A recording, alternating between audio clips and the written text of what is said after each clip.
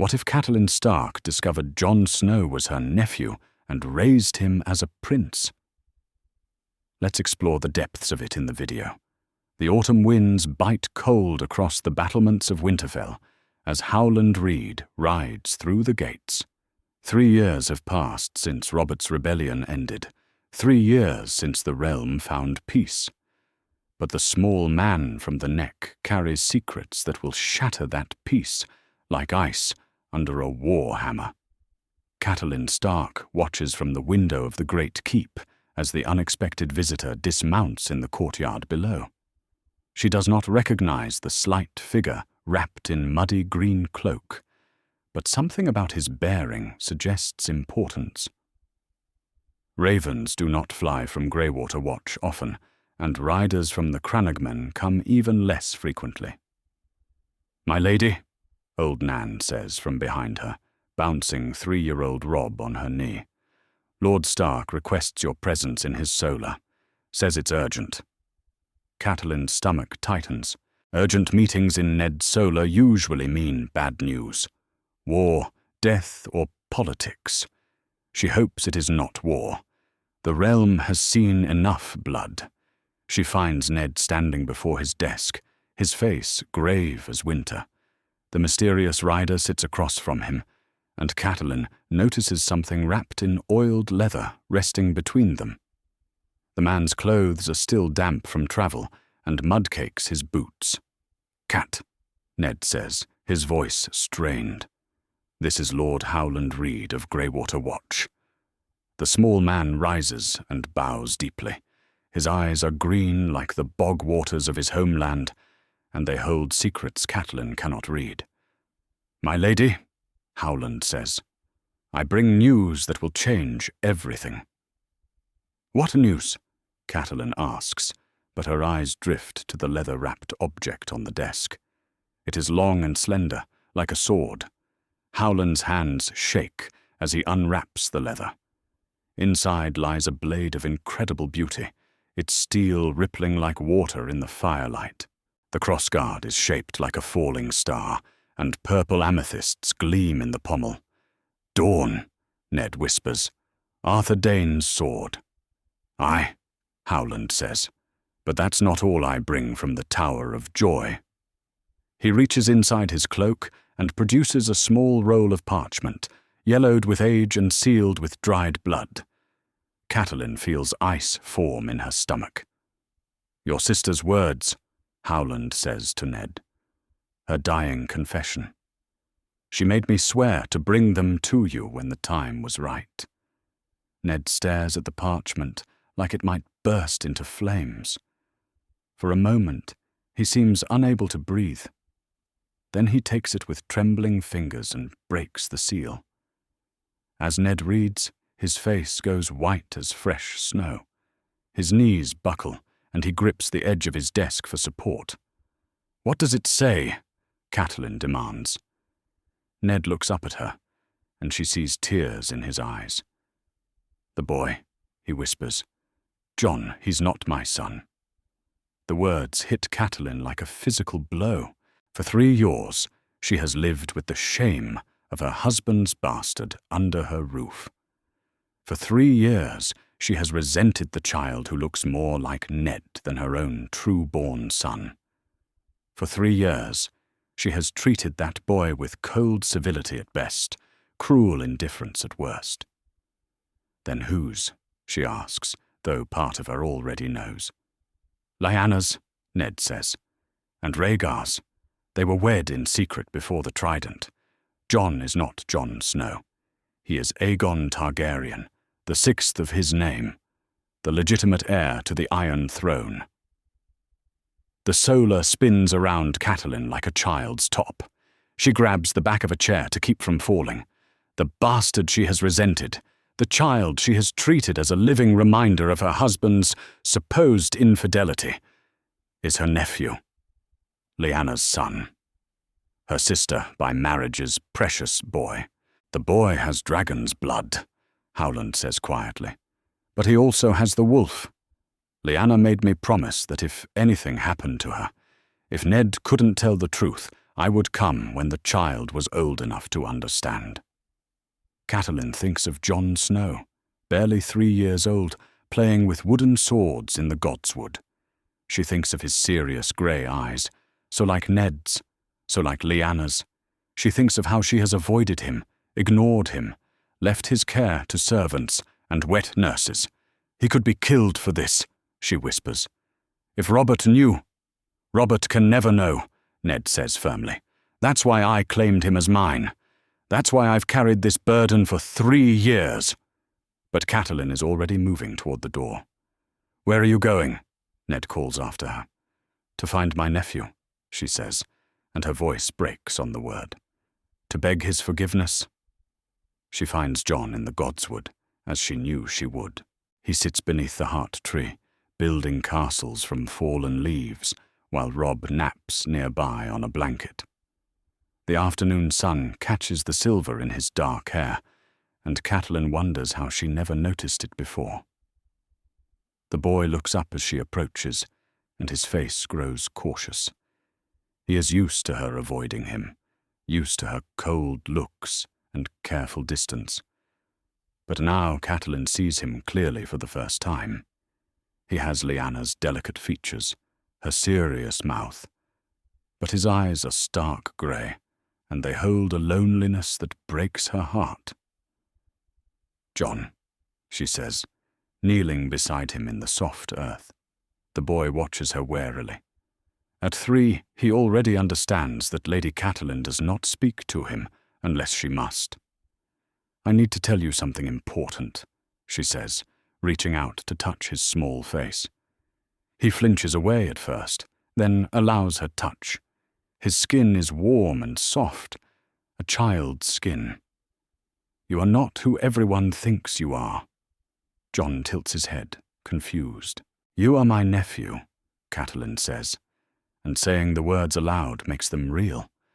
Your mother was Lyanna Stark, my husband's beloved sister. You are not a bastard, sweet boy. You are a prince. The child does not understand the words, but he understands the tone. For the first time in his short life, Lady Catelyn is speaking to him with warmth, with love. Catelyn scoops him into her arms, and this time he does not resist. She holds him close, breathing in the scent of his hair, feeling the steady beat of his heart against her chest. I'm sorry, she whispers into his dark curls.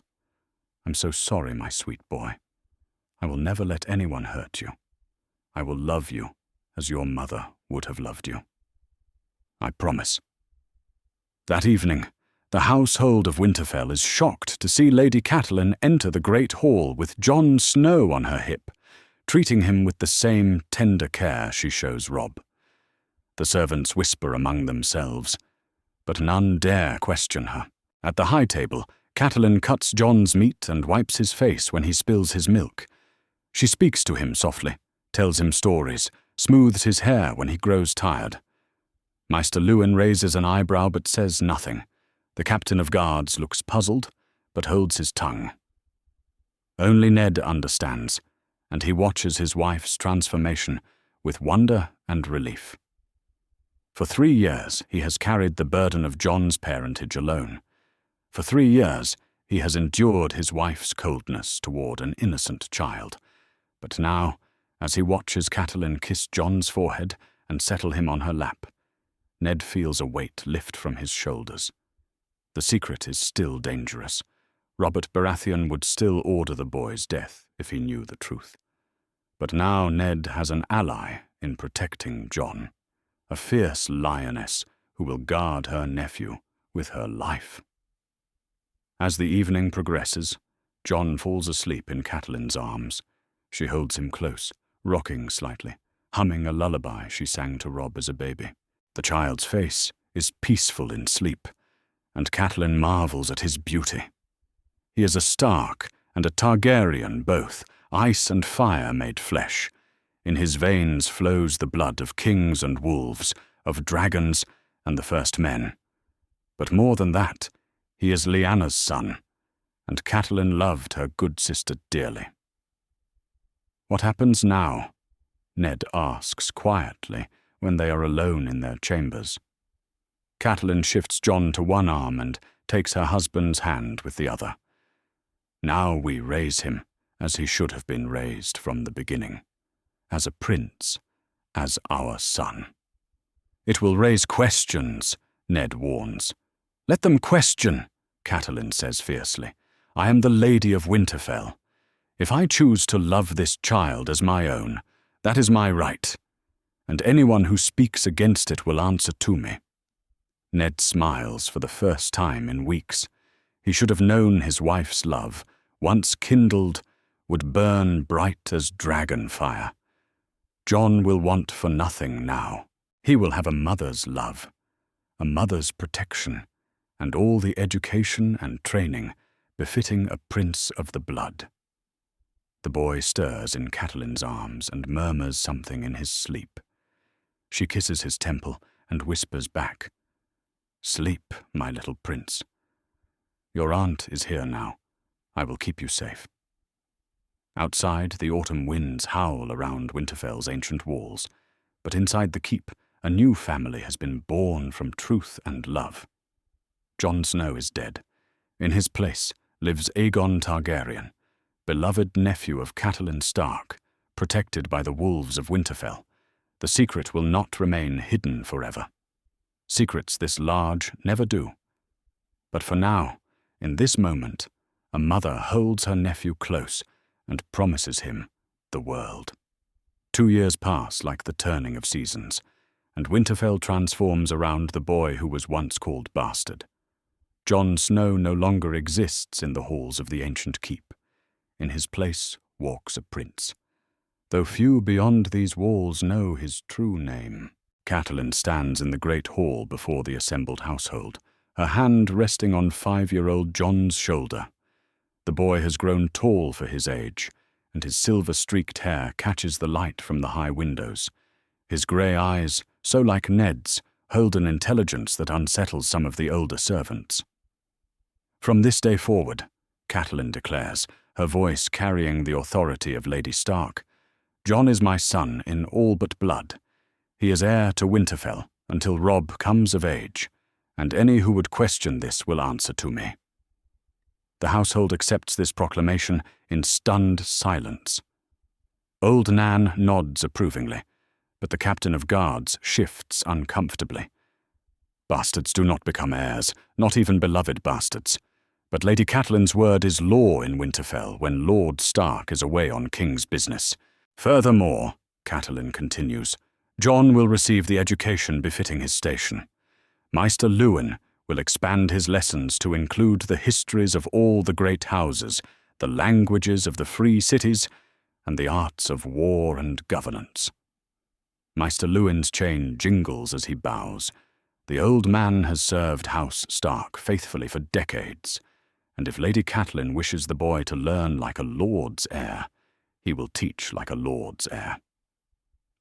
That afternoon, construction begins in the Godswood. Catelyn has commissioned a monument unlike any seen in the north.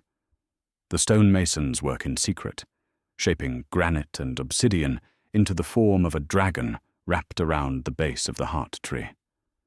The dragon's eyes are garnets that gleam like fire, and its wings spread wide enough to shelter a grown man. "Why a dragon, my lady?" asks Mikken, the castle's blacksmith, as he forges iron scales for the monument. "Dragons are part of our history," Catelyn says carefully. "The old blood runs through many noble lines. It's fitting that Winterfell honor all its heritage." The blacksmith nods, though his eyes show confusion. Dragons are Targaryen symbols, not Stark. But Lady Catelyn pays his wages, and if she wants a dragon in the Godswood, she shall have one. Meanwhile, Jon begins his transformation from bastard to prince in earnest. Maester Luwin teaches him letters and numbers in the morning, but now the lessons expand to include High Valyrian. The ancient tongue comes naturally to the boy, as if the words were sleeping in his blood, waiting to be awakened. Valar Morghulis, John says perfectly on his first attempt. Very good, John. And what does it mean? All men must die, the boy replies, then tilts his head thoughtfully. But we are not men yet. We are wolves. Lewin smiles despite himself. The child has a quick mind and a way of seeing truths that escape older, more learned men. In the afternoons, John trains with the sword. Catelyn has hired Sir Roderick Castle to give him proper instruction, but she has also brought in a sellsword from across the narrow sea, a man who knows the Valyrian steel forms. The stranger's name is Corin, and he fought for the Golden Company before accepting Catelyn's gold. Your Grace has good instincts, Corin tells John after a particularly impressive bout. The dragon style suits you. John frowns. I am not a Grace. I am a Snow. Are you? Corin asks, his scarred face amused. Names are wind, young lord. What matters is the steel in your hand and the fire in your heart. The boy does not understand the sellsword's words, but something in them resonates. When he practices alone in the Godswood, dancing around the dragon monument with a wooden sword, he moves like something more than a bastard. He moves like a king. At night, after John has fallen asleep, Catelyn writes letters by candlelight. Her correspondence spreads across the 7 kingdoms and beyond, carried by ravens that fly in the dark of the moon. She writes to Lord Connington in Exile, to Sir Willem Darry in Bravos, to other survivors of the Targaryen cause who might yet serve the dragon's true heir. The responses come slowly, carefully worded, but they come. In dawn, Prince Doran Martell remembers his sister Elia and wonders if justice might yet be served. In the Reach, Lord Paxter Redwine speaks of loyalty to the crown, but asks pointed questions about northern politics. Even across the narrow sea, exiled lords take notice of strange rumors from Winterfell. You're playing a dangerous game, Ned warns his wife when he discovers her correspondence. I'm preparing for the future, Catelyn replies. John will need allies when the time comes. Better to cultivate them now, while we can claim it's mere curiosity about old bloodlines. Ned watches their son, for that is what John has become in all ways that matter, reading in the library. The boy has devoured every book about dragons, about old Valyria, about the Targaryen kings. He knows more about his true heritage than most meisters, though he does not yet understand why. When will you tell him? Ned asks. When he's ready, Catelyn says. When he's old enough to understand what it means, and strong enough to bear the burden. The servants of Winterfell have sworn oaths of silence about the changes they witness. They see how Lady Catelyn dotes on the boy who was once ignored. They notice how John's lessons have expanded, how sellswords and foreign tutors visit the castle. They observe the dragon monument taking shape in the Godswood, its garnet eyes seeming to watch over the ancient heart tree. But they are northern folk, and northern folk know how to keep their mouths shut. Whatever game Lady Catelyn plays, it is not their place to question. They serve House Stark, and House Stark protects them. That is enough. Old Nan, however, sees more than most. She watches John play with wooden dragons, speaking to them in high Valyrian words no northern bastard should know. She observes how he carries himself, straight-backed and proud despite his young age, and sometimes, when the light catches his hair just right, she sees something that makes her remember older stories, darker truths. Dragons, she murmurs to herself as she watches John practice his letters. Dragons in the north again. The wheel turns and what was lost returns. As autumn deepens toward winter, John's education intensifies. He learns the heraldry of every great house, but he lingers longest over the 3-headed dragon of House Targaryen. He studies maps of the 7 kingdoms and the free cities beyond, tracing trade routes and battlefields with small fingers. "Tell me about the conquest," he asks Maester Lewin one grey afternoon. "Which conquest, John?" "Aegon's conquest. The first one. How did he unite the kingdoms?" Lewin studies the boy carefully. It is a strange question from a 5-year-old, even one as bright as John. "Aegon had dragons," the Maester says finally, "and he had sisters who loved him. Together, they were unstoppable." "Dragons make all the difference," John says solemnly, and something in his tone makes Lewin's skin prickle. That night, as John sleeps in the bed that was once too fine for a bastard, Catelyn stands over him like a guardian. The dragon monument is nearly complete, its stone wings spreading over the godswood like a promise. Letters from across the realm pile on her desk, each one another thread in the web she weaves. Her nephew has grown into his role without knowing it. He speaks with the confidence of a prince, studies with the dedication of a future king, and moves through Winterfell like he was born to rule. The servants bow deeper when he passes. The guards straighten their shoulders in his presence. Even the castle's hounds follow him like he commands their loyalty through blood alone. But Catelyn knows the greatest changes are yet to come. John is only 5, barely old enough to understand the world beyond Winterfell's walls. When he reaches his majority, when the time comes to reveal his true name and claim his birthright, the realm will tremble. Dragons do not stay hidden forever. For now, though, she contents herself with watching him grow. Every day brings new wonders.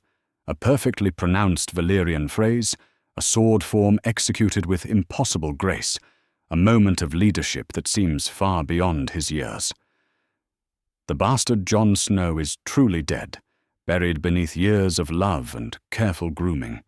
In his place grows Aegon Targaryen, 6th of his name, though he does not yet know it.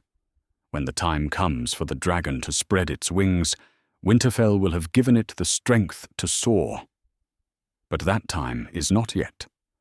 For now, there is only a boy in the north, loved by his aunt, trained by the best masters gold can buy, and protected by walls of stone and oaths of silence. The world believes Jon Snow is merely a bastard raised above his station by a doting stepmother. If only they knew how wrong they are.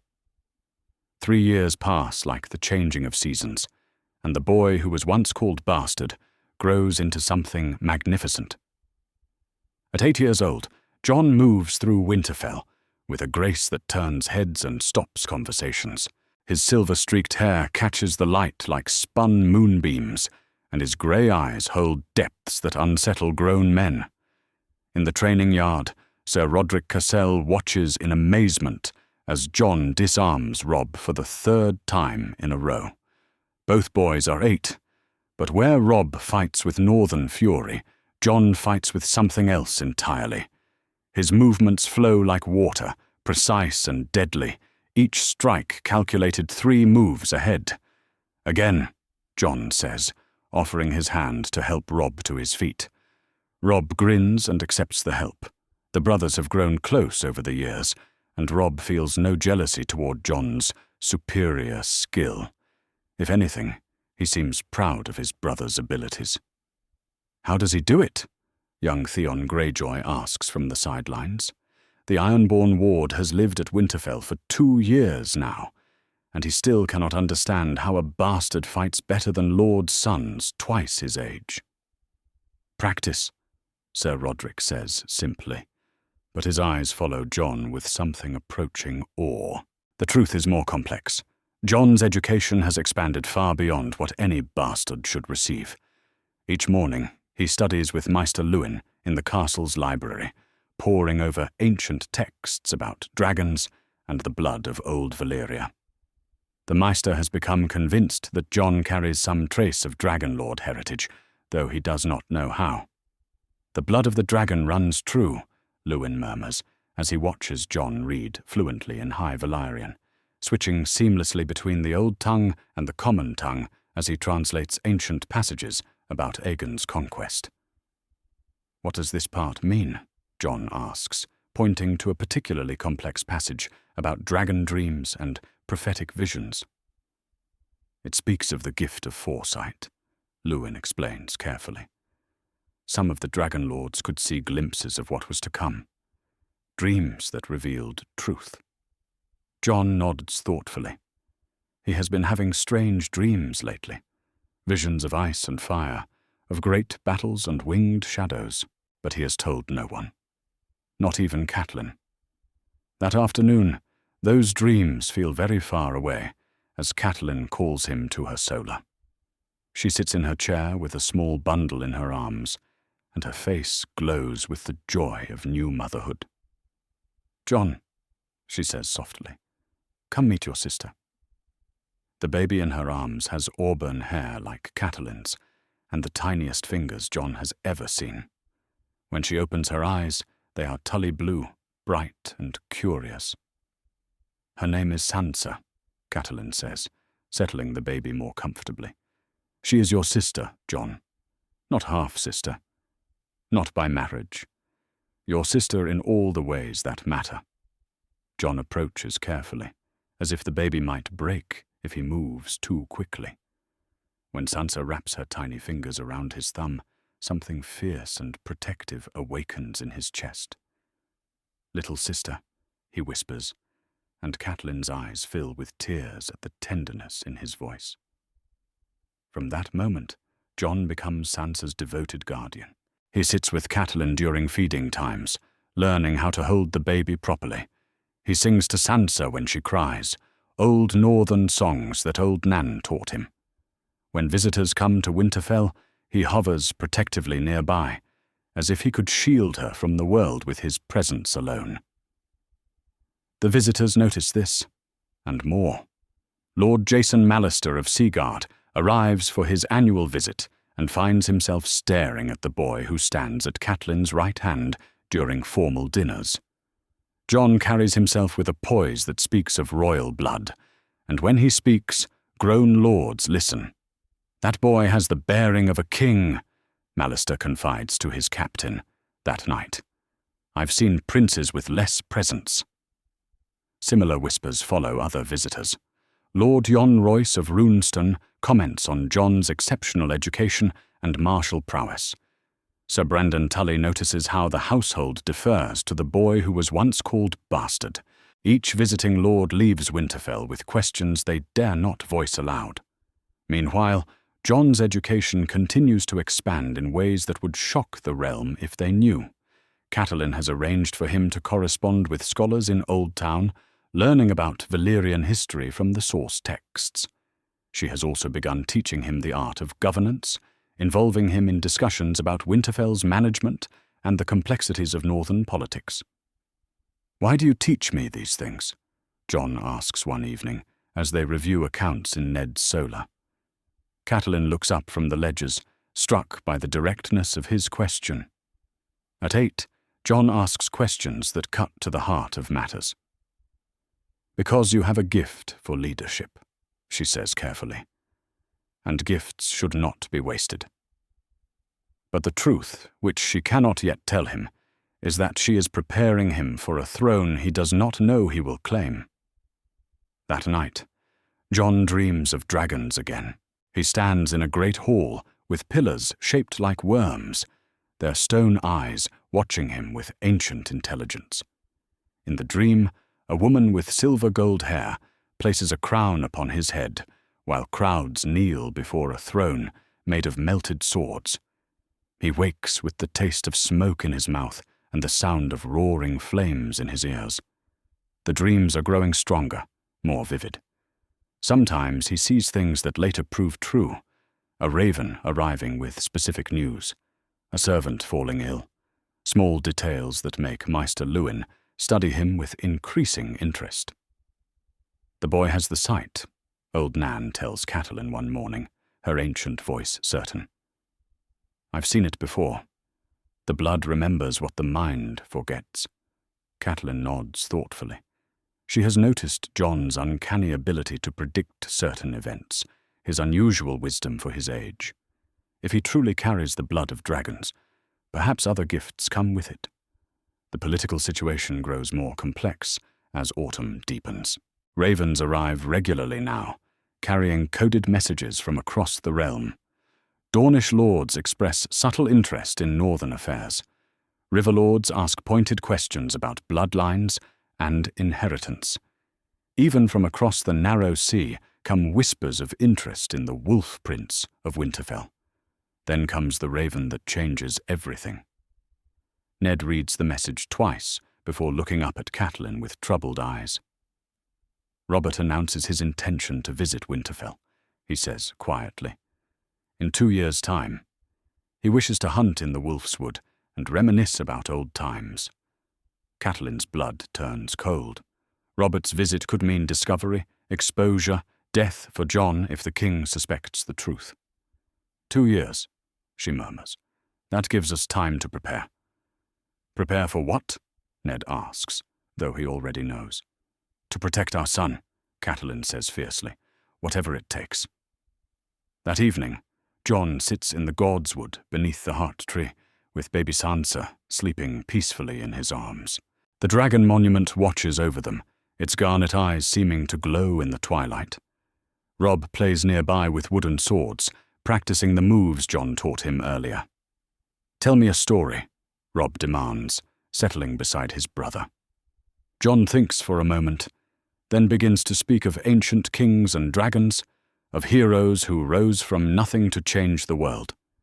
His voice carries the cadence of a born storyteller, and even the heart tree seems to lean closer to listen. Catelyn watches from the castle window, her heart swelling with pride and fear in equal measure. Her nephew has grown into everything she hoped and more, intelligent, brave, protective of his family.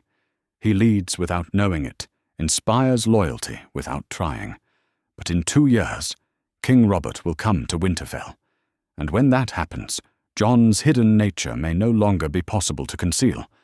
8 years of careful preparation may not be enough to protect the secret that could save or damn them all.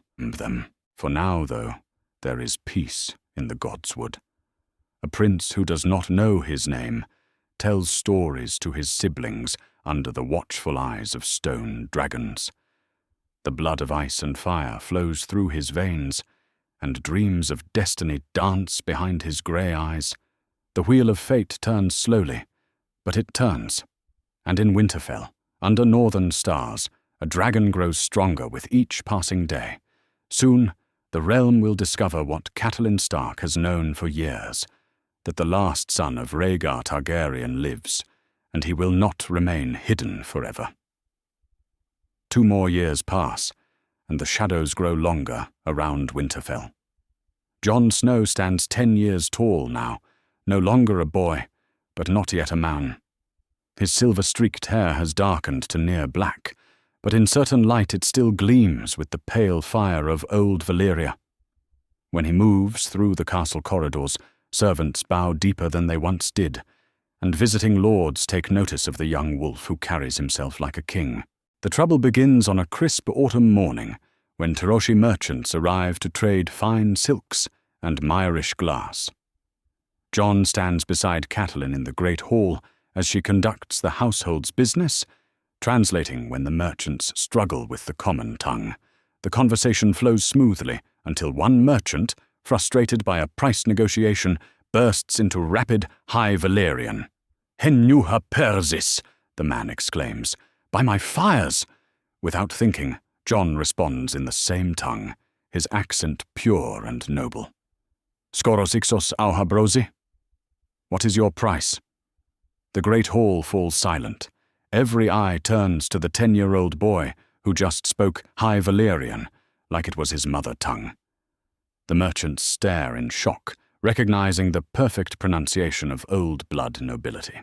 Catelyn's face remains composed, but her knuckles whiten as she grips her chair. "Jon has always been gifted with languages," she says smoothly. "Maester Luwin says he learns faster than most." The explanation satisfies most of those present, but the Tyroshi merchants exchange meaningful glances. A bastard boy in the north who speaks High Valyrian like a dragon lord prince is a tale worth telling in the right ears. That night, Catelyn paces her solar like a caged wolf. "They'll talk," she tells Ned. Merchants always talk, and this story will reach King's Landing within a moon's turn. Perhaps it's time, Ned says quietly. Perhaps we've hidden this truth too long. But the decision is taken from their hands when a raven arrives 3 days later. The message bears no seal, but the handwriting is elegant and the parchment expensive.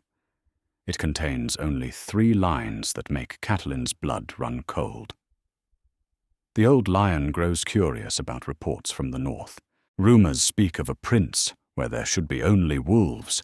Some secrets are too large to keep buried. The letter is unsigned, but Catelyn recognizes the warning for what it is. Someone in King's Landing knows or suspects, and that someone has connections to Tywin Lannister. Varys, Ned breathes when he reads the message. It has to be. The spider knows everything that happens in the Seven Kingdoms. Meanwhile, Jon's dreams grow more vivid and disturbing. He sees great walls of ice cracking and falling, releasing shadows that devour the light. He dreams of a woman with silver hair walking through fire, and of 3 dragons soaring over a red city by the sea. Most frightening of all, he dreams of himself standing before the Iron Throne with a crown of ice and fire upon his head, while the realm burns around him. He wakes from these visions with tears on his cheeks and the taste of smoke in his mouth. The dreams feel more real than waking life, and sometimes he finds himself speaking words in High Valyrian that he doesn't remember learning. The blood remembers, old Nan tells him when he confides about the dreams. Dragon dreams always come true, child. The question is when. Jon finds comfort in the God's Wood, sitting beneath the heart tree where the dragon monument watches over him. The stone dragon has become his refuge, its garnet eyes seeming to understand his confusion and growing fear. It is there that Catelyn finds him one grey morning, holding a bundle wrapped in soft blue wool. "Jon," she says softly, settling beside him on the cold ground, "meet your newest sister." The baby in her arms has the Stark look, dark hair and serious grey eyes that seem too wise for a newborn. When Jon takes her tiny hand, she grips his finger with surprising strength. "Arya," Catelyn says. Her name is Arya. From that moment, Jon becomes utterly devoted to the newest Stark daughter. He carries her when she cries, sings her to sleep with lullabies in 3 different languages, and teaches 2-year-old Sansa how to help care for their baby sister. The servants marvel at how gentle the fierce young lord can be with the tiny girl. But even domestic joy cannot quiet the growing storm. Maester Luwin receives inquiries about Winterfell's household from maesters he has never met. Traders who have never ventured so far north suddenly appear in the castle's markets, asking pointed questions about the Stark children. Most concerning of all, a man claiming to be a traveling singer arrives and shows far too much interest in Jon's daily routine. "They're watching us," Catelyn tells Ned that night as they lie in their chambers. Baby Arya sleeps peacefully in her cradle beside the bed, but neither parent finds rest easy to come by. "Robert arrives next year," Ned reminds her. "We need to decide what we tell him." The conversation that follows stretches long into the night. They debate revealing Jon's true heritage to Robert, hoping his old friendship with Ned might stay his hand. They consider sending Jon away before the royal visit, perhaps to the Vale, or across the narrow sea. Most desperately, they wonder if they could continue the deception, hiding Jon's royal nature even from his uncle by marriage. "He's 10 years old," Catelyn says finally. "Old enough to understand the truth, old enough to help protect it.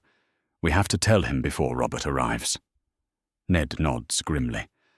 The boy deserves to know why his life may soon be in danger, deserves to understand the heritage that makes him both powerful and vulnerable.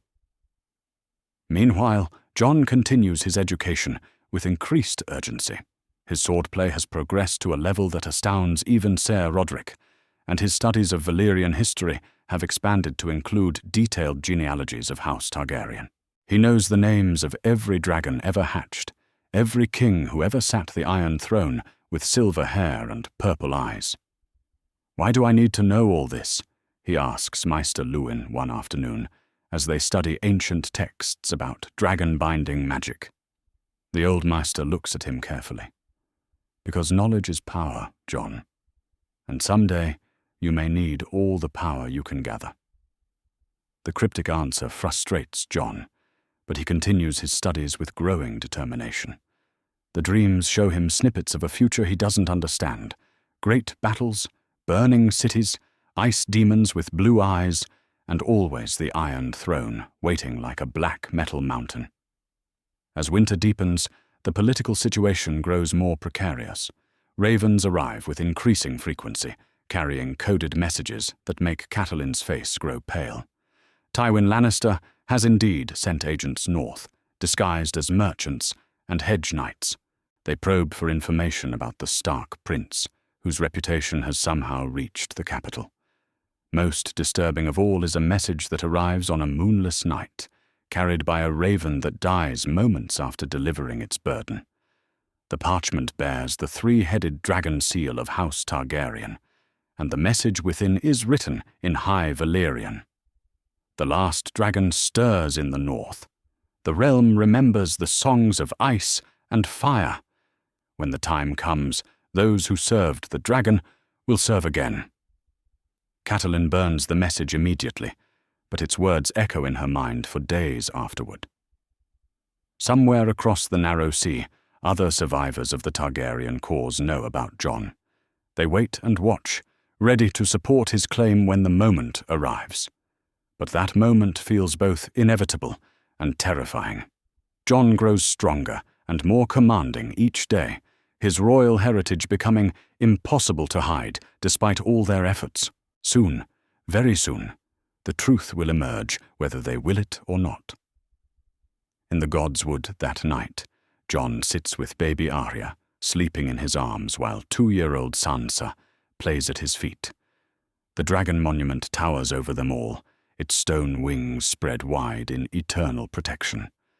"What's coming?" he whispers to the heart tree, as if the ancient weirwood might hold answers to his frightening dreams.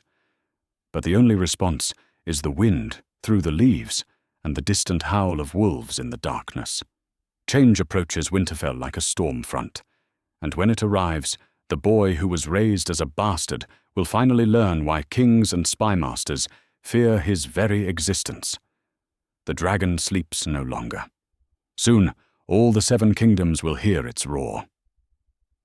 The royal procession arrives at Winterfell like a golden serpent winding through the snow. King Robert Baratheon rides at its head, older and heavier than when he last visited the north, but still carrying himself with the authority of the man who won the Iron Throne through strength of arms. Behind him rides Queen Cersei, beautiful and cold as winter ice, her green eyes taking in every detail of the ancient castle. Jon Snow stands beside Catelyn on the steps of the Great Keep, and at 12 years old he commands attention like a magnet draws iron. He has grown tall and lean, his dark hair shot through with silver that catches the afternoon light. When he moves, it is with a fluid grace that speaks of countless hours of training, and when he speaks, his voice carries the cultured tones of noble education. "Your Grace," Jon says as he bows deeply to the king, his form perfect and his manner confident. Robert's eyes narrow slightly as he studies the boy. Something about Jon's bearing, his poise, sets the king's teeth on edge. Bastards, even well-treated ones, do not usually carry themselves like princes. "So this is Ned's bastard," Queen Cersei remarks, her voice carrying clearly across the courtyard. "He's grown quite impressive." There is something sharp in her tone that makes Catelyn step closer to Jon, her maternal instincts flaring to life. The royal party settles into Winterfell's guest quarters, and that evening the great hall fills with the greatest feast the castle has seen in years. Jon sits at the high table beside Robb, both boys dressed in fine doublets that mark them as sons of House Stark. But where Robb fidgets with nervous energy, Jon sits with perfect composure, engaging in conversation with lords and ladies twice his age. Prince Joffrey, close to Jon's age but smaller and softer, watches the bastard with growing resentment. When the courses are served, Jon handles each dish with practiced ease, knowing precisely which fork to use and how to navigate the complex etiquette of formal dining. "Where did you learn such manners?" Princess Myrcella asks sweetly, genuinely curious about the well-educated bastard. "Maester Luwin has been thorough in my education, Your Grace," Jon replies smoothly. "Lady Catelyn insisted I learn all the graces befitting my station." But it is during the storytelling portion of the evening that disaster strikes. A travelling bard regales the hall with tales of ancient kings, and when he mentions Aegon the Conqueror's dragons, Jon leans forward with obvious fascination. "Balerion, Vhagar, and Meraxes," Jon says, his voice carrying easily through the hall. "The Black Dread could melt stone with his flames, and his wingspan was so vast it could shadow entire towns." The bard nods approvingly. "You know your dragon lore, young lord." "Dragons fascinate me," Jon continues, unaware of the dangerous ground he treads. "Did you know that Aegon's crown was made of Valyrian steel, not gold, and that he never sat the Iron Throne after its creation, because he believed a king should never sit easy?" The hall falls silent. These are not details found in common histories or children's tales. This is knowledge that comes from intimate study of Targaryen lore, the kind of education given only to those with royal blood or those being prepared to serve the dragon throne. Queen Cersei's green eyes glitter with sudden understanding. "Such extensive knowledge for a bastard," she remarks, her voice deadly soft. "One might wonder why a northern boy would study dragon lore so thoroughly." Catelyn's face remains composed, but her knuckles whiten as she grips her wine cup. "Jon has always been curious about history," she says carefully. "Maester Luwin encourages learning in all its forms." But the damage is done. Robert's face has grown thoughtful and troubled, while Cersei watches Jon like a cat studying a mouse. The boy himself seems oblivious to the tension his words have created, continuing to discuss dragon lore with an enthusiasm that would be natural in a Targaryen prince. Later that night, after the feast has ended and the guests have retired, Robert corners Ned in his solar. The king's face is grim as he pours himself a generous cup of wine. "That boy," Robert says without preamble, "there's something about him that troubles me, Ned." "Jon is a good lad," Ned replies carefully. "Perhaps a bit too learned for his own good, but harmless." "Harmless?" Robert laughs, but there is no humor in it. "Did you hear him speak of dragons tonight? He knew things that are written in no common histories. He spoke like someone who had studied the Targaryen line from birth." Ned's mouth goes dry. "You're reading too much into a boy's fascination with old stories." "Am I?" Robert moves closer, his voice dropping to a dangerous whisper. "Look at him, Ned. Really look at him. That boy has royal bearing. He moves like a king, speaks like a prince. And those eyes, I've seen those eyes before." "In a mirror, Your Grace," Ned says desperately. "They're stark eyes, grey as winter." But Robert shakes his head. "No, old friend. I've seen those eyes in portraits of dead princes. That boy has the look of a dragon about him." Meanwhile, in another part of the castle, Queen Cersei speaks quietly with her brother, Jaime. They stand in the shadows of a torch-lit corridor, their voices low but their words carrying deadly import. "The bastard is no bastard," Cersei says with certainty. "Did you see how he carried himself at dinner? How he spoke of dragons like they were old friends? That boy has Targaryen blood, I'm sure of it." "Even if that's true," Jaime replies, "what does it matter? Robert killed all the dragonspawn years ago." "Did he?" Cersei's smile is sharp as a blade. "Or did Ned Stark hide one away in plain sight, disguised as his bastard son?" Their conversation is overheard by Jon himself, who had been searching for a quiet place to think about the evening's events. Hidden in an alcove, he listens with growing horror as the Queen speaks of dragon blood and hidden princes. If the boy truly is Targaryen, Cersei continues, he represents a threat to our children's inheritance. Dragons have a way of inspiring loyalty, of gathering supporters. We cannot allow such a threat to grow unchecked. Jon's blood turns to ice in his veins. Targaryen? Dragons? What are they talking about? But even as confusion overwhelms him, pieces of a puzzle begin to fall into place. His strange dreams, his facility with High Valyrian, the way Catelyn has educated him far beyond his supposed station. He flees back to his chambers, his mind reeling with questions he has no answers for. But the seed of truth has been planted, and Jon knows his life will never be the same. The next morning brings fresh tensions. At breakfast, Queen Cersei makes pointed comments about the interesting education given to northern bastards.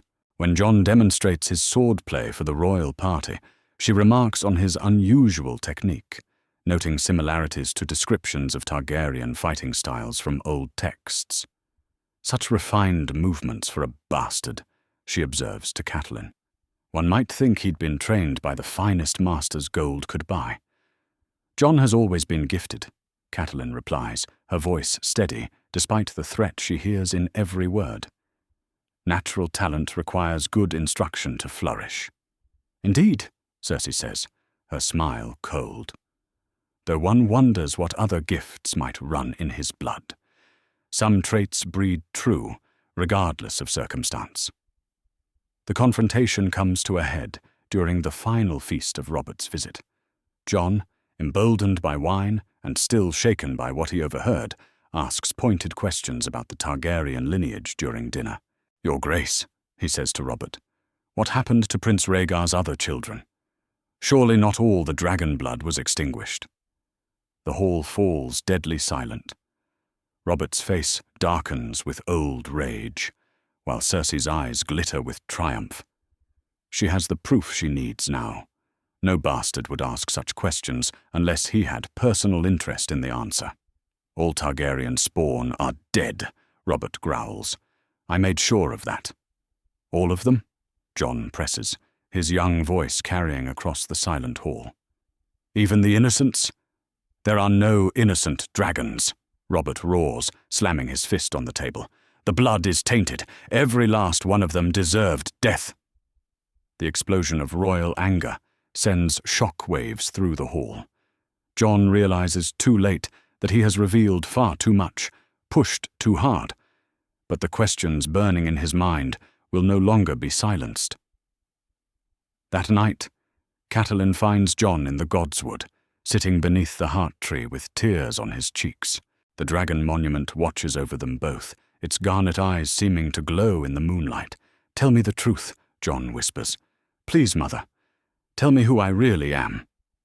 Catelyn kneels beside him, her heart breaking at the pain in his voice.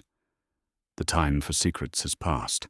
Tomorrow, the royal party will leave Winterfell, but they will not leave empty-handed. They will carry suspicions and questions back to King's Landing, and those questions will eventually demand answers. "You are my son," she says fiercely, taking his hands in hers.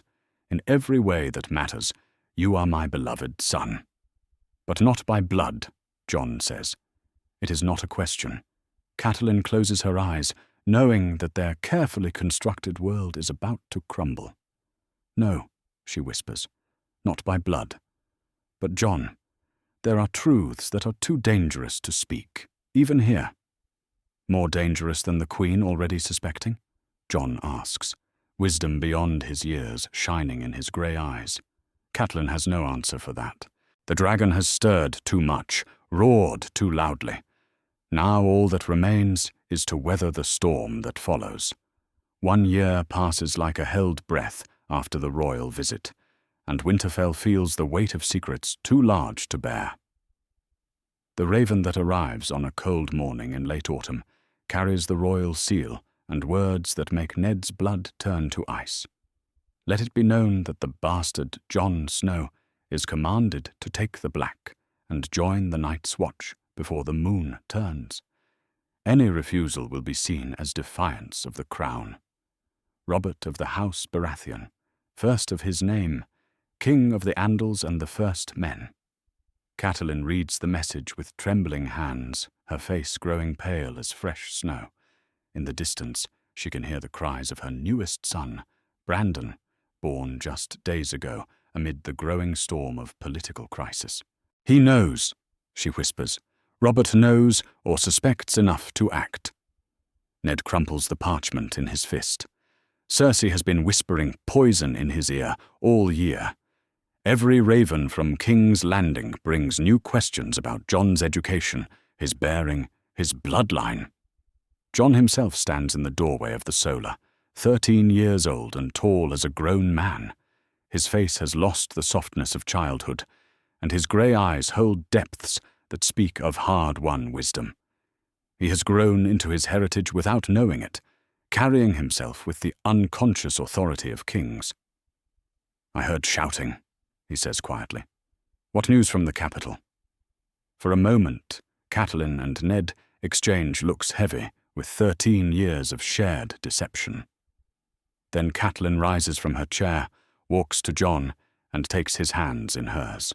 "Sit, my son," she says, her voice steady despite the tears threatening to fall. "It is time you learned the truth about who you are." What follows is the conversation they have dreaded and prepared for. Since that day, Howland Reed arrived with dawn and dying words. Jon listens in stunned silence as Catelyn tells him about Lyanna Stark and Prince Rhaegar, about secret marriages and hidden births.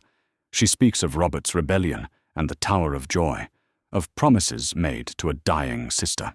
"You are Aegon Targaryen," Ned says, when Catelyn's voice fails her. "Sixth of your name, true-born son of Prince Rhaegar and Lyanna Stark, the rightful heir to the Iron Throne." Jon stares at them both, his world reshaping itself around this impossible truth. "But I must know," he whispers. "I'm your bastard son." "You were never a bastard," Catelyn says fiercely. "You are my nephew, my sister's precious boy. I have loved you as my own since the day I learned the truth." The revelation hits Jon like a physical blow. Memories cascade through his mind, his dreams of dragons, his natural facility with High Valyrian, the way servants defer to him, the dragon monument in the Godswood that seems to watch over him. It all makes terrible sense now. "Robert wants me dead," he says. And it is not a question. "Robert wants you gone," Ned corrects. "The wall would keep you safely out of politics, unable to press any claim to the throne." "And if I refuse?" "Then we face war," Catelyn says simply. "Robert has never forgotten his hatred for the Targaryen line.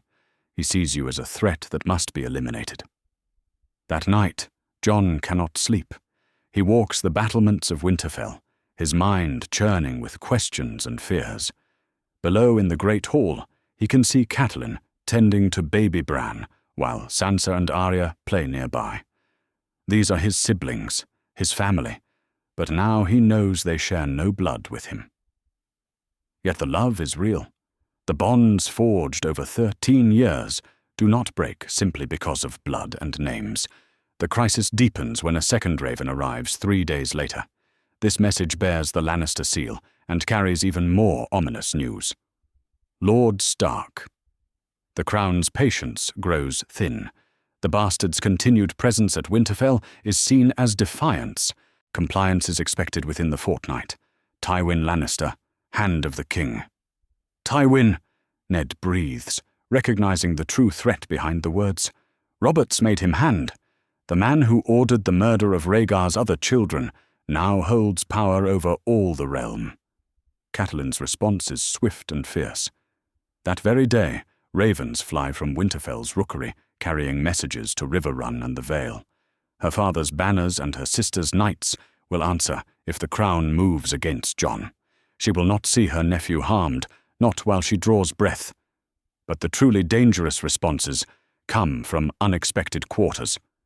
Lords across the realm who have stayed silent for 13 years suddenly find their voices. In dawn, Prince Doran Martell quietly mobilizes his spears. In the Reach, Certain houses remember old loyalties to the dragon throne. Even across the narrow sea, exiled lords make preparations. The boy they thought was a bastard has supporters they never knew existed. "This is madness," Ned tells his wife, as reports pour in of secret meetings and coded messages. Jon is 13 years old. They would crown a child. They would crown the rightful king, Catelyn replies. Age has never stopped men from following dragon banners before. Jon watches this political storm gather around him with growing horror. His very existence threatens to plunge the realm into civil war. The family he loves sits at the center of a web of conspiracies and alliances that could destroy them all.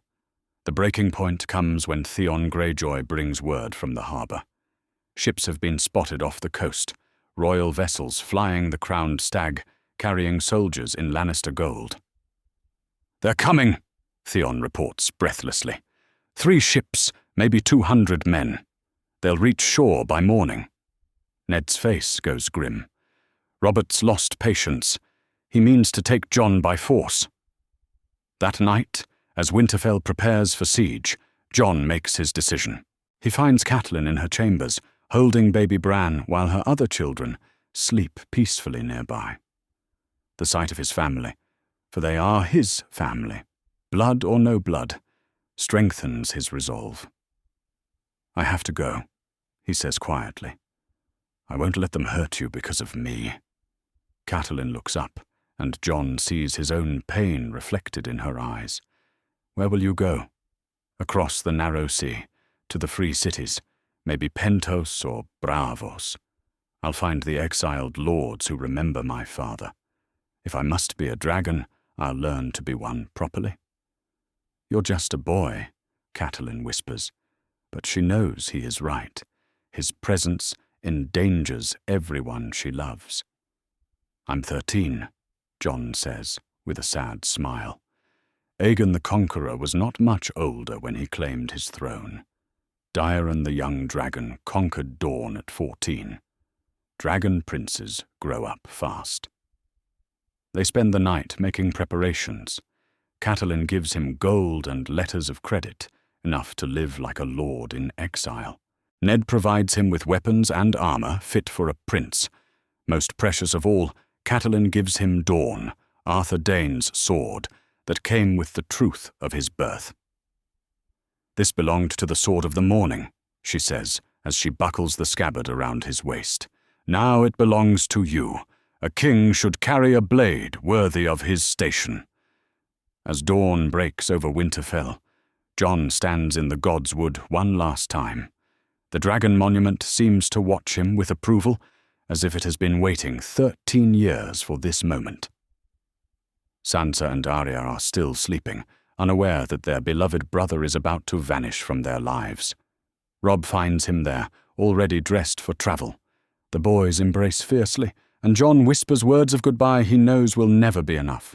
"Take care of them," Jon says. "Take care of our sisters, of baby Bran. Be the lord they need." "I will," Robb promises through tears. "But promise me you'll come back. Promise me you'll come home." Jon cannot make that promise, so he says nothing. Instead, he walks to where Catelyn waits with a small party of trusted men. She kisses his forehead like a blessing, and for a moment they are simply aunt and nephew, saying goodbye. "Remember who you are," she whispers. "You are ice and fire, wolf and dragon. You are my sister's son and my own heart. When you return to claim what is yours, we will be ready." Jon mounts his horse and rides away from Winterfell as the sun rises behind him. He does not look back, though every step feels like a blade through his heart. Behind him lies everything he has ever loved. Ahead lies exile, danger, and the long journey to becoming the king he was born to be. The Dragon Prince is dead. Long live the Dragon King. But first he must learn to spread his wings. The ship that carries Jon Snow across the narrow sea flies under a merchant's flag, but the gold that pays for his passage bears the trout of House Tully. 14 years old and already tall as a grown man, Jon stands at the prow watching the free city of Pentos rise from the morning mist. Behind him lies everything he has ever known.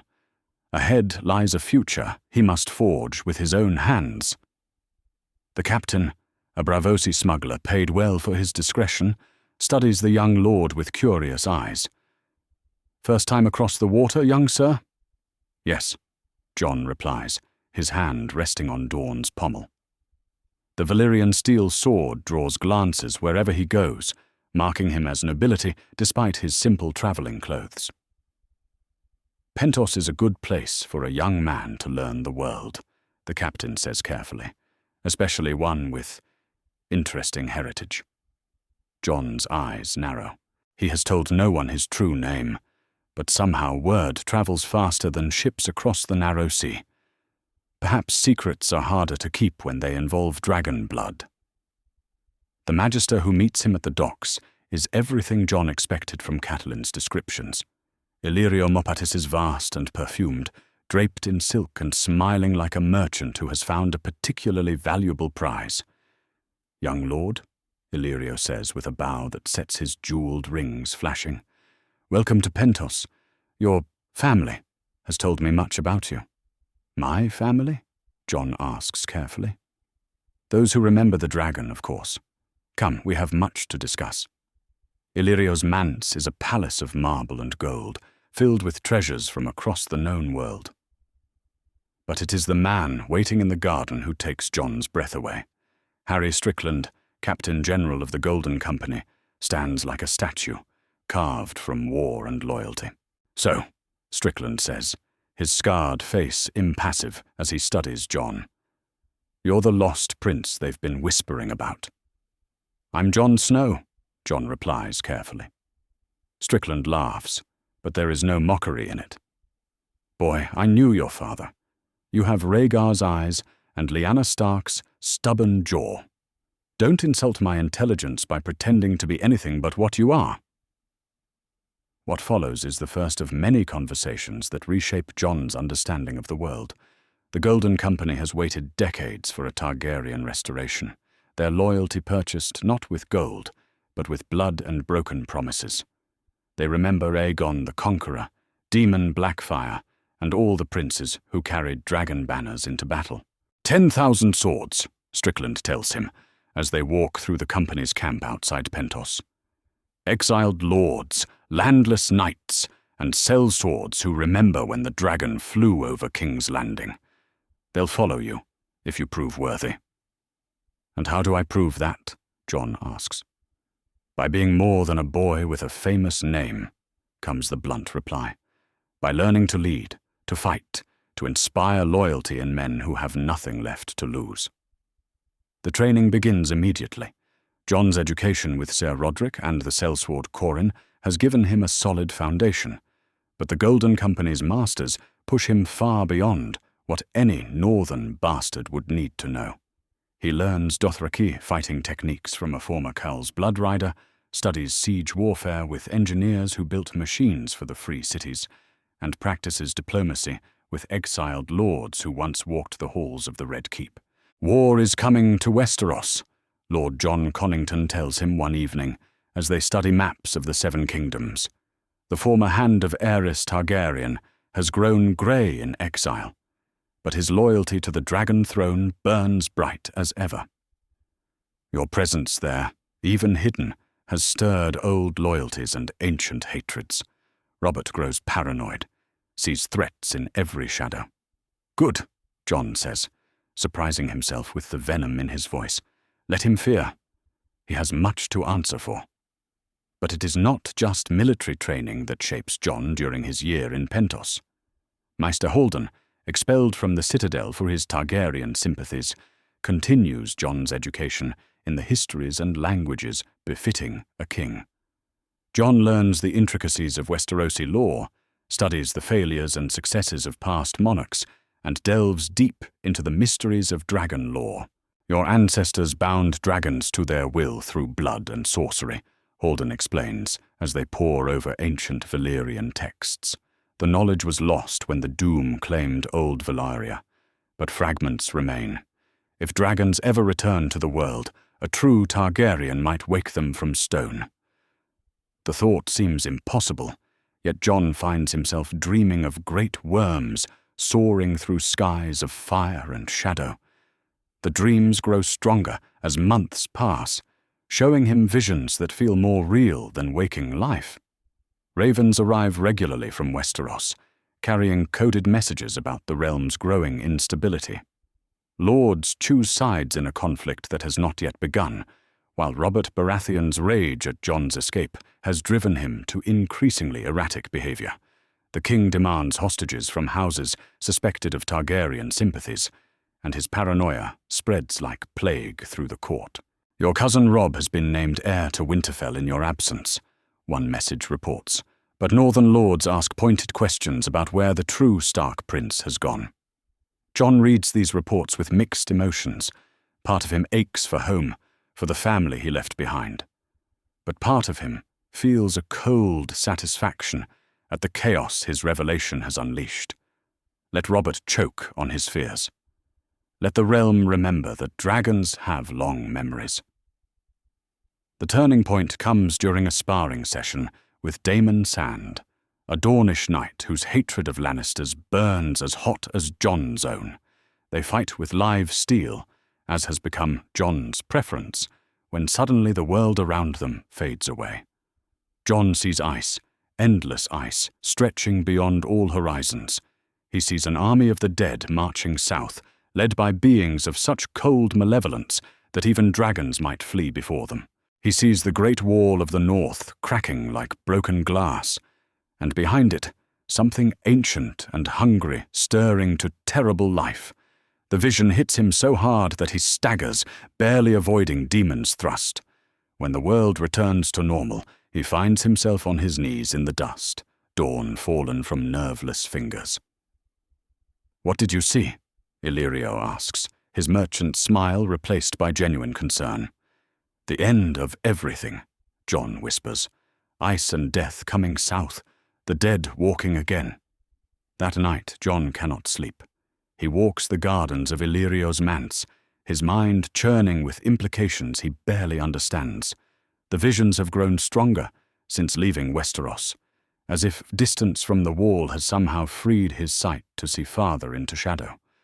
Old Nan's stories come back to him, tales of the long night, of heroes who stood against the darkness with swords of fire, tales that seemed like children's stories in the warmth of Winterfell's halls, but feel terrifyingly real under foreign stars.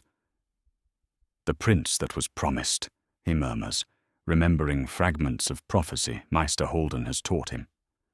"Born amidst salt and smoke, to wake dragons from stone, and lead the living against the dead."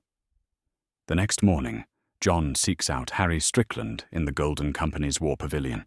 The Captain General looks up from logistics reports as Jon enters, his scarred face questioning. "I need to return to Westeros," Jon says, without preamble.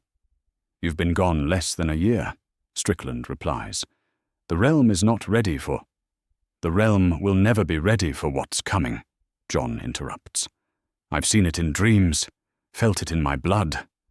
There's something stirring beyond the wall, something that makes the Game of Thrones seem like children playing with wooden swords." He tells Strickland about the visions, about ice demons and armies of the dead. The old sellsword listens without interruption, his expression growing increasingly grim. "Dragons dreamed of the doom of Valyria," Strickland says finally. "Every Targaryen who ever lived has carried visions of fire and blood. If you dream of ice and death, then I need to be there when it comes," Jon finishes. "I need to unite the realm, not conquer it, to prepare for a war that will make Robert's rebellion look like a tavern brawl." Plans begin that very day. The Golden Company will return to Westeros, but not as conquerors seeking to place another king on the Iron Throne. They will come as saviors, as the army that stands between the living and the dead. "How many men will follow me?" Jon asks, as they outline their strategy. "All of them," Strickland replies without hesitation. "You're not just Rhaegar's son anymore, boy. You're the prince who dreams of saving the world." Men will die for that cause, even if they don't fully understand it. As summer fades toward autumn in Pentos, Jon prepares for the most important journey of his life. He is no longer the bastard who fled Winterfell in shame and fear. The boy who was once called Snow has learned to breathe fire. The dragon is ready to come home. But when he returns to Westeros, it will not be as a conqueror seeking a throne. It will be as a savior preparing for the end of the world. The realm has no idea what darkness approaches from the north. But Jon Snow, Aegon Targaryen, has seen the face of the enemy in dreams of ice and shadow, and he will be ready. The ships that appear on the horizon beneath White Harbour's walls fly no banners, but the northern lords who gather on the battlements know what they herald. After 2 years in exile, the dragon wolf returns to claim his birthright. Jon Snow stands at the prow of the lead galley, 15 years old, and transformed into something that makes grown men step back in recognition. The boy who fled Winterfell in fear has become a prince in truth, his bearing regal as any king who ever sat the Iron Throne. Dawn hangs at his hip like a promise, and behind him sail 99 ships, carrying 10,000 of the finest sellswords gold can buy. "Your Grace," Harry Strickland says, approaching with the easy confidence of a man who has seen a dozen campaigns. The harbour master flies the white flag of parley. "They'll let us land unopposed." Jon nods, his grey eyes fixed on the ancient port city. Somewhere beyond those walls lies Winterfell, lies family he has not seen in 2 years. But first comes the reckoning that cannot be avoided. The Golden Company disembarks with the precision of veteran soldiers, their discipline evident in every movement. These are not common sellswords, but the finest military force east of the Narrow Sea, and they follow Jon with a loyalty forged in shared exile and dragon dreams. Lord Wyman Manderley meets them at the gates of White Harbour, his massive frame draped in sea-green silk. The Lord of White Harbour studies Jon with eyes that miss nothing, taking in the royal bearing and the legendary sword. "Young lord," Manderley says carefully, "you have grown since last we met." "I am no longer a lord, my lord," Jon replies, his voice carrying the authority learned in Pentos war councils. "I am Aegon Targaryen, 6th of his name, rightful king of the Andals and the First Men." The proclamation sends ripples through the gathered crowd. Manderley's eyes widen, but he recovers quickly, dropping to one knee in the muddy courtyard. "Your Grace," he says, and his voice carries across the harbour like thunder. "White Harbour is yours." The submission of House Manderley is the first domino to fall. Within days, ravens fly from White Harbour's rookery, carrying news that sets the north ablaze with excitement and fear. The dragon wolf has returned, and he comes not as a bastard or exile, but as a king.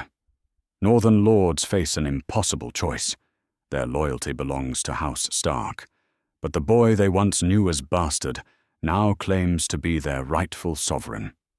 Some, like Lord Karstark and Lady Mormont, declare immediately for Jon, remembering the prince who trained in their halls and impressed them with royal bearing. Others hesitate, torn between old loyalties and new realities. But it is the arrival of the Stark banners that changes everything. Robb rides south from Winterfell at the head of 2,000 northern horse, and with him comes Catelyn Stark, her face set with grim determination. The reunion takes place in Lord Manderley's great hall, before an audience of northern lords and Golden Company officers. Jon sees his foster brother first, grown tall and strong in the 2 years since their parting, and for a moment they are simply boys again, embracing like the brothers they have always been. "You came back," Robb whispers, tears unashamed on his cheeks. "I promised I would," Jon replies, and the lie tastes bitter even as it brings joy. But it is Catelyn who commands the hall's attention as she approaches her nephew with measured steps. She has aged in the years since his exile, silver threading her auburn hair, but her eyes burn with the same fierce protectiveness he remembers. "Your Grace," she says, and the formal address hits John like a physical blow. "Aunt," he replies, abandoning protocol to embrace the woman who raised him as her own son. "My king," she corrects softly, and John understands. The boy she loved as nephew is gone, replaced by the Dragon King who will either save or destroy them all. The war council that follows reshapes the political landscape of Westeros. Northern lords who once served House Stark now bend the knee to House Targaryen, swearing oaths to the dragon wolf who carries ice and fire in equal measure. The Golden Company's officers present detailed plans for the campaign to come, their maps and strategies refined by decades of warfare. "Robert marches north," Lord John Connington reports, his scarred face grim. 40,000 men wearing royal colours, with the Lannister host in support. He means to crush this rebellion before it can spread. "Good," John says, surprising the assembled lords with his calm. "Let him come. It's time we settled this." But it is Catelyn who voices the fear in every heart. "You're 15 years old, John. Robert Baratheon is a proven battle commander who won his crown through strength of arms. If you face him in the field—" "Then I die as a king," John interrupts, "or live as one. There is no middle ground now." The armies meet on the fields south of the Twins, where the Green Fork runs swift and cold between rolling hills. Robert's host spreads across the landscape like a golden tide, 45,000 men in royal livery, with Lannister crimson and Baratheon yellow, streaming from countless banners. At their head rides Robert Baratheon himself, older and heavier than in his youth, but still carrying his legendary warhammer with casual ease. Jon's army seems smaller by comparison, but what it lacks in numbers, it makes up in quality. The Golden Company has never known defeat, their reputation built on broken kingdoms and conquered cities.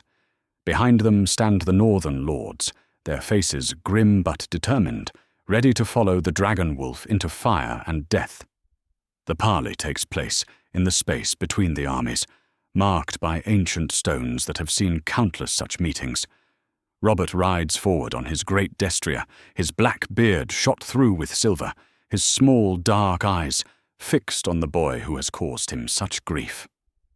Jon meets him, mounted on a northern garron, his bearing royal despite his youth. Dawn hangs at his side like captured starlight, and around his brow sits a simple circlet of Valyrian steel, not quite a crown, but close enough to make Robert's face darken with rage. "So," the king growls, his voice carrying across the field. The dragonspawn shows his face, at last. "Your Grace," Jon replies formally, though his tone carries no deference. "I am Aegon Targaryen, and I have come to reclaim what is mine by right." "What's yours?" Robert laughs, but the sound holds no humor. "Boy, your father was a kidnapping rapist, and your grandfather was a madman who burned lords alive for sport. You have no rights, save what I choose to give you." "My father was Prince Rhaegar," Jon says, his voice steady despite the insult. "And he loved my mother truly. They were wed before gods and men, making me the rightful heir to the Iron Throne you stole." The word "stole" hangs in the air like a blade, and Robert's face purples with familiar rage. Around them, 45,000 men wait for a single word that will drench the riverlands in blood. It is Catelyn who breaks the tension, riding forward to position herself between king and claimant. She has aged years in the past months, but she carries herself with the dignity of a woman who has faced impossible choices and found her courage. "Your Grace," she says to Robert. "Your Grace," she repeats to Jon. "The realm cannot afford the war you would unleash. Too many good men will die settling a dispute between kings." "There is no dispute," Robert snarls. "I am the only king here." "Are you?" Jon asks quietly. "Then why do you need an army of 45,000 to face one boy with a dubious claim?" The challenge hits home, and Robert's eyes narrow with dangerous calculation. He sees the trap Jon has laid, to attack with overwhelming force makes Robert look like a tyrant crushing a child, while retreat acknowledges Jon's legitimacy. "You want to settle this like kings?" Robert asks, hefting his warhammer. "Then let's settle it properly. Single combat, winner takes all. Your life against my crown." The offer sends shock waves through both armies. Single combat between kings is the stuff of songs and legends, not practical politics. But Jon sees the wisdom in Robert's proposal. Better that 2 men die than 2 kingdoms bleed. "I accept," Jon says before anyone can object.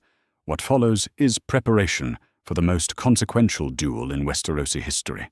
Jon removes his mail and surcoat, standing in simple leather and linen before 45,000 witnesses.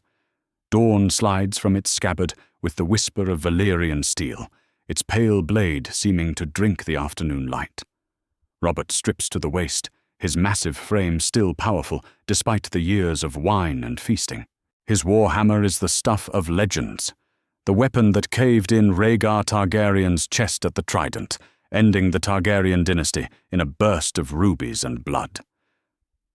"Your father died on my hammer," Robert calls across the makeshift ring. "You'll die the same way, boy. It's fitting." Jon says nothing, but fire seems to kindle behind his grey eyes. For the first time since landing at White Harbor, the dragon blood in his veins burns hot as molten gold. The duel that follows will be sung by bards for 1,000 years. Robert charges like an avalanche, his warhammer sweeping in deadly arcs that would crush castle gates. But Jon moves like smoke and starlight, dawn dancing in patterns that seem to bend the very air around him. Steel rings against steel as the usurper king meets the dragon prince in single combat. Robert's strength is legendary, each blow capable of shattering bone and armor alike.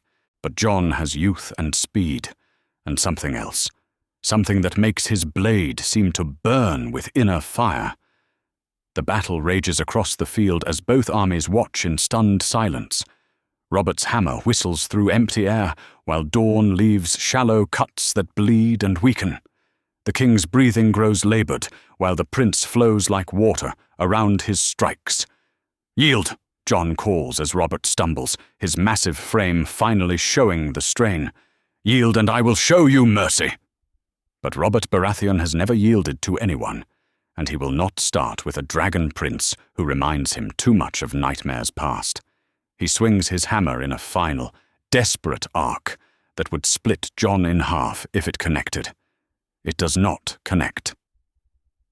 Dawn takes Robert's head from his shoulders in a single, perfect cut that ends the dynasty of the usurper king. Silence falls across the battlefield like snow, broken only by the whisper of wind through grass. Then slowly, inevitably, the sound begins, steel leaving scabbards as 45,000 men kneel before their new king. The dragon has returned to Westeros, and Robert Baratheon is dead. The news of Robert Baratheon's death spreads across the 7 kingdoms like wildfire, carried by ravens that fly day and night to every castle and hold fast. In the space of a single afternoon, the realm has a new king, Aegon Targaryen, 6th of his name, the dragon wolf who won his crown through trial by combat. But not all accept this new reality. In King's Landing, Queen Cersei receives the news in her solar, surrounded by her children and the few lords still loyal to the Baratheon cause.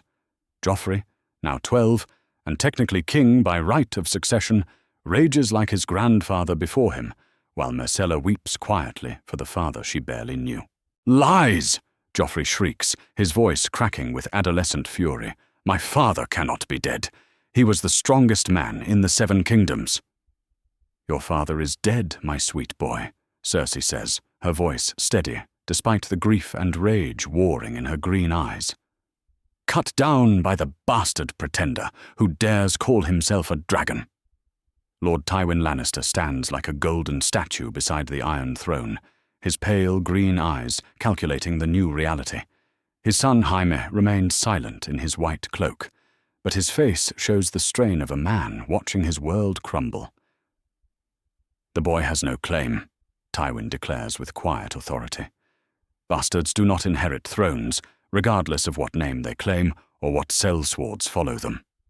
He's not a bastard, comes a voice from the shadows. Maester Pycelle shuffles forward, his chains jangling, ancient face troubled. The records are clear, my lord. Rhaegar Targaryen and Lyanna Stark were wed in secret. The marriage was witnessed and recorded. The boy is legitimate. The word hangs in the throne room, like a blade poised to fall. Cersei's face goes white with rage, while Joffrey screams denials that echo off the iron spikes of the throne. Then we make him illegitimate, Tywin says with cold practicality. Dead bastards press no claims. What follows is the mobilization of the greatest army the Lannisters have ever assembled. Ravens fly to Lannisport and Casterly Rock, calling in every favor and debt accumulated over decades of wealth and power. 30,000 golden-cloaked soldiers march east from the Westerlands, their spears gleaming like a forest of steel. But they are not alone. Houses that owe their fortunes to Lannister gold rally to the cause. Freys from the twins, Boltons who hunger for northern power, and ambitious lords who see opportunity in chaos. Meanwhile, Jon holds court in the ruins of Robert's pavilion, the tent now serving as a throne room for the new king.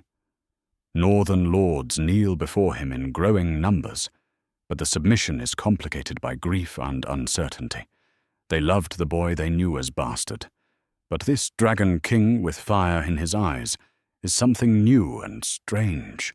Your Grace, Lord Karstark says, his gruff voice uncertain. What of the Queen and her children? Joffrey is Robert's heir by law. Joffrey is a bastard, Jon replies quietly, the words carrying across the pavilion like thunder. As are his siblings. They are the children of incest, born of Cersei Lannister and her twin brother, Jaime. Robert's true heirs are his brothers, and they will be dealt with honorably. The revelation sends shock waves through the assembled lords. Incest and bastardry among the royal family would be scandalous enough, but Jon's knowledge of these secrets marks him as far more dangerous than a simple pretender. How do you know this? Lady Mormont asks, her weathered face skeptical. I know because dragons dream true, Jon says, and something in his tone silences all questions. I have seen the truth of it, felt it in my blood. The children born of Robert's marriage are not his blood. Lord Jon Connington steps forward, his scarred face grim. Your Grace speaks truth. These rumors have circulated for years among those who served the true king. Robert was deceived by his own wife. The political implications are staggering. If Joffrey and his siblings are bastards, then Jon's claim becomes even stronger. But it also means the Lannisters have everything to lose and nothing to gain from surrender. They will fight, Catelyn says, as she studies the maps spread across the war table. Tywin Lannister has never bent the knee to anyone. He will not start now, especially not to a Targaryen. Good, Jon replies, and the word carries the heat of dragonfire. I have seen what comes after this war. The realm needs to be united, not divided by the ambitions of those who would seat bastards on the Iron Throne. The armies that march toward the God's Eye are the largest assembled since the War of the Five Kings that never was. Jon leads 20,000 men, the Golden Company, Northern Lords, and growing numbers of houses that declare for the Dragon Wolf. Behind his banners march River Lords, who remember their oaths to House Tully, Vale Knights who rode with Jon Arryn, and Dornish spears seeking vengeance for Elia Martell. Against him comes the host of the West, 40,000 strong and bearing the golden lion that has never known defeat. Tywin Lannister rides at their head, his presence a guarantee of tactical brilliance and ruthless efficiency. But it is not numbers that will decide this battle. It is the dragons. Jon's dreams have grown stronger since Robert's death, showing him visions of fire and blood that feel more real than waking life. In his tent each night, he practices words in High Valyrian that seem to burn his tongue, ancient commands that his Targaryen blood remembers, even if his mind does not. Dracarys, he whispers to the candle flames, and they dance higher at his command. The knowledge terrifies and exhilarates him in equal measure. He is becoming something more than human, something that belongs to prophecy and legend rather than the mundane world of politics and warfare. Maester Haldon finds him on the eve of battle, studying ancient texts by flickering candlelight. The expelled Maester has followed Jon from Pentos, his loyalty to the dragon cause absolute, despite the dangers it brings. Your grace should rest, Haldon says gently. Tomorrow will test you in ways that go beyond swordplay. Tell me about the dragons, Jon says, instead of answering. Tell me how they died, and how they might live again. Haldon's face grows troubled. The last dragon died more than a century ago. Their eggs turned to stone, their magic faded from the world. Only in the shadow lands beyond Ashai do men still claim to know the secrets of their binding. But if one had the blood, Jon presses, the true blood of the dragon, could not such a person wake stone eggs to fire and flesh? The books speak of it, Haldon admits reluctantly, but the price is always terrible. Fire consumes before it creates, your grace. Dragons are not pets to be tamed, but forces of nature given wing and flame. Jon nods thoughtfully, his grey eyes reflecting the candle flames like mirrors. Tomorrow he will face the Golden Lion in battle, but already his mind turns to greater challenges. The visions show him ice demons and armies of the dead, threats that require more than steel and courage to defeat. If dragons are what the realm needs, then dragons it will have, no matter the cost. The battle that looms will determine whether a dragon or a lion rules Westeros. But Jon knows the true war lies beyond both crowns and gold, in the frozen lands beyond the wall, where ancient evils stir to malevolent life. First, though, he must survive tomorrow's fight. The God's Eye has seen dragons clash before, their fire turning the lake's waters to steam. Soon it will witness another battle for the ages, as fire and gold meet in deadly embrace. The realm holds its breath, waiting to see which king will rise from the ashes of their struggle. But Jon Targaryen dreams of ice and shadow, and in his dreams, kingdoms mean nothing against the coming storm. Dawn approaches, and with it, the battle that will reshape the 7 kingdoms forever. The Battle of the Trident ends not with the clash of armies, but with the surrender of lions. When Tywin Lannister's Golden Host meets the Dragon Wolf's forces on the same field where Rhaegar fell, the old lion finds himself outmaneuvered by a king who fights with fire in his veins and prophecy in his dreams. Jon Targaryen, now 16 and grown tall as a man, sits his destrier before the kneeling remnants of the Lannister army. Around him flutter banners bearing the 3-headed dragon, but also the direwolf of Stark, symbols of ice and fire united in one king. Dawn hangs at his side, its Valyrian steel blade still warm from the battle that ended Lannister power forever. "Your Grace," Tywin says, his voice steady despite the defeat that has cost him everything. The old lion kneels in the mud of the Trident, his golden armor dented, and his pride finally broken. "I yield myself and my house to your mercy." Jon studies the man who ordered the deaths of his half-siblings, who would have seen him dead rather than crowned. For a moment, dragon fire flickers behind his grey eyes, and those watching hold their breath. "Rise, Lord Tywin," Jon says finally, his voice carrying the authority of kings. "You fought honorably, even in a dishonorable cause. That is worth something." What follows is the submission of the West, as house after house bends the knee to the Dragon King. Casterly Rock opens its gates without siege, its gold flowing into royal coffers to fund the preparations Jon knows must come. The Iron Throne, that great symbol of Targaryen power, awaits its rightful occupant's return. The coronation takes place in the Great Sept of Baelor, before an assembly of lords that represents every corner of the 7 kingdoms. Jon kneels before the High Septon in robes of black and red, the colours of his house proud upon his shoulders. But it is Catelyn who places the crown upon his head, Aegon the Conqueror's crown of Valyrian steel and rubies, recovered from the ruins of the Red Keep. "Long live the king!"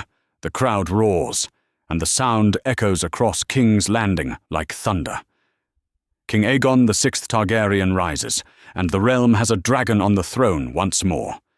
But power brings responsibilities that weigh heavier than any crown. Jon's first act as king is to name Catelyn as his queen regent, a decision that raises eyebrows, but makes perfect political sense. She has been his guide and protector for 16 years, and her Tully connections help bind the Riverlands to the throne.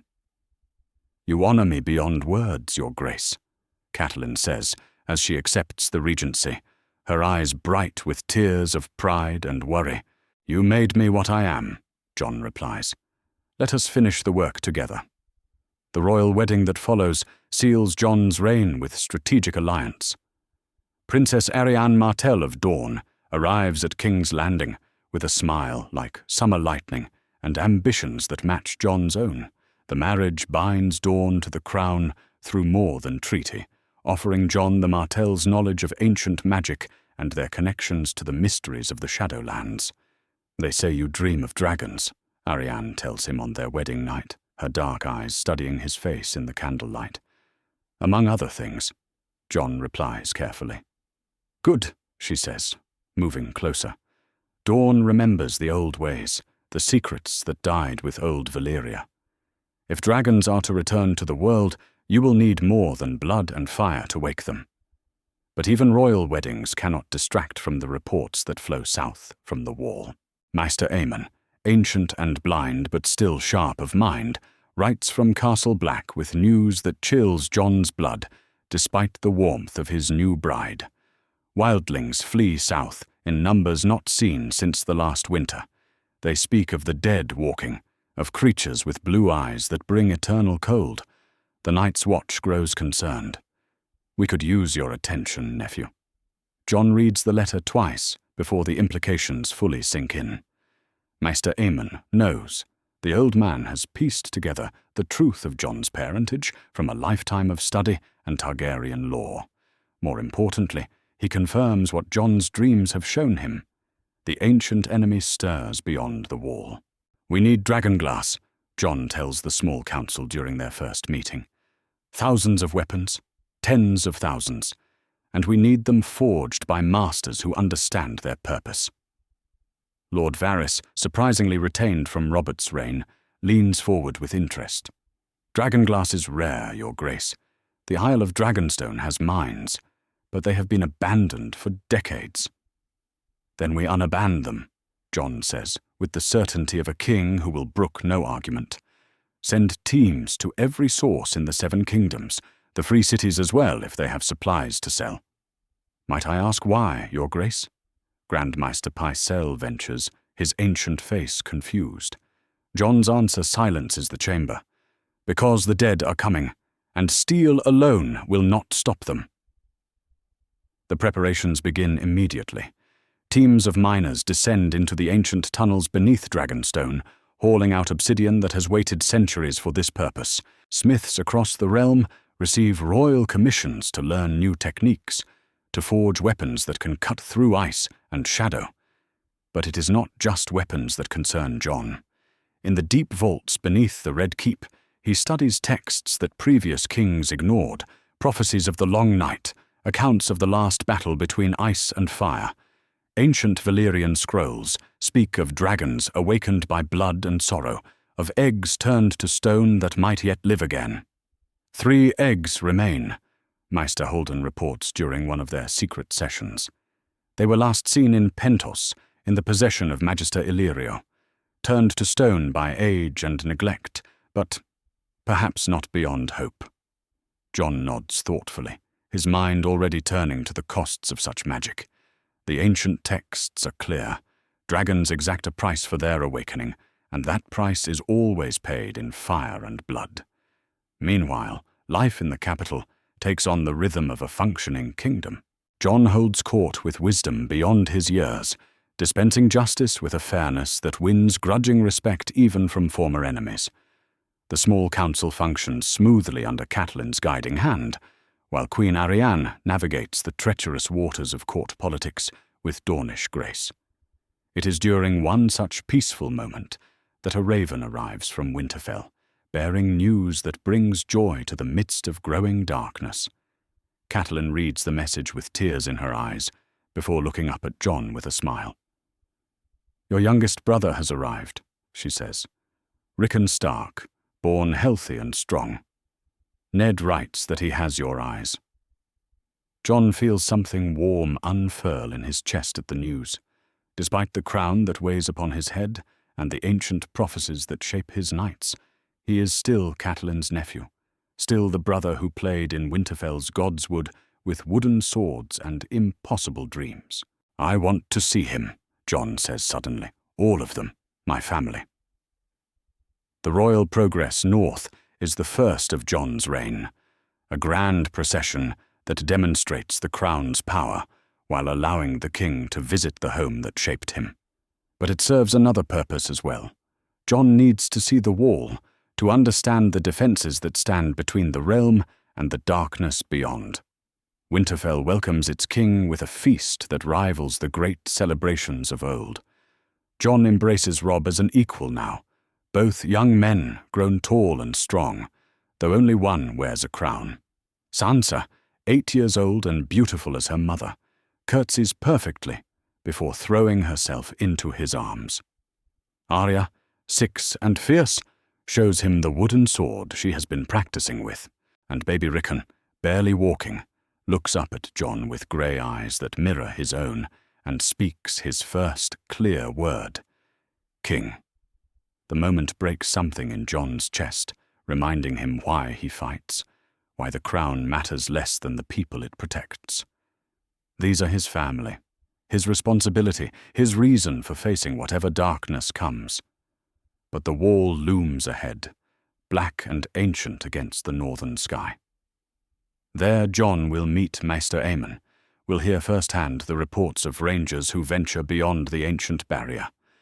There he will begin to understand the true scope of the threat approaching from lands of eternal winter. The Dragon King has claimed his throne and united his realm. Now he must prepare for a war that will decide whether spring ever comes again. Winter is coming, but this time the realm will not face it alone. The wall falls on the first day of winter, 700 feet of ancient ice crashing down like the end of the world. The horn that sounds from Castle Black carries across the north with 3 long blasts, the signal that has not been heard for 8,000 years. The dead walk again, and winter has truly come. King Aegon Targaryen, 17 years old and terrible in his beauty, receives the news in the throne room of the Red Keep. The Iron Throne seems small beneath him as he reads Maester Aemon's final letter, the old man's words trembling with age and terror. The ancient enemy has returned. Magic older than men breaks the barriers that held them. They come as an avalanche of ice and death, led by beings of such malevolent power that even dragons might flee. The realm's only hope lies in fire and prophecy. May the gods preserve us all. Jon sets the letter aside and looks out over the assembled court. Lords who once fought each other now stand united, their banners forgotten in the face of extinction itself. The great game of thrones means nothing when the players face creatures that care nothing for crowns or gold.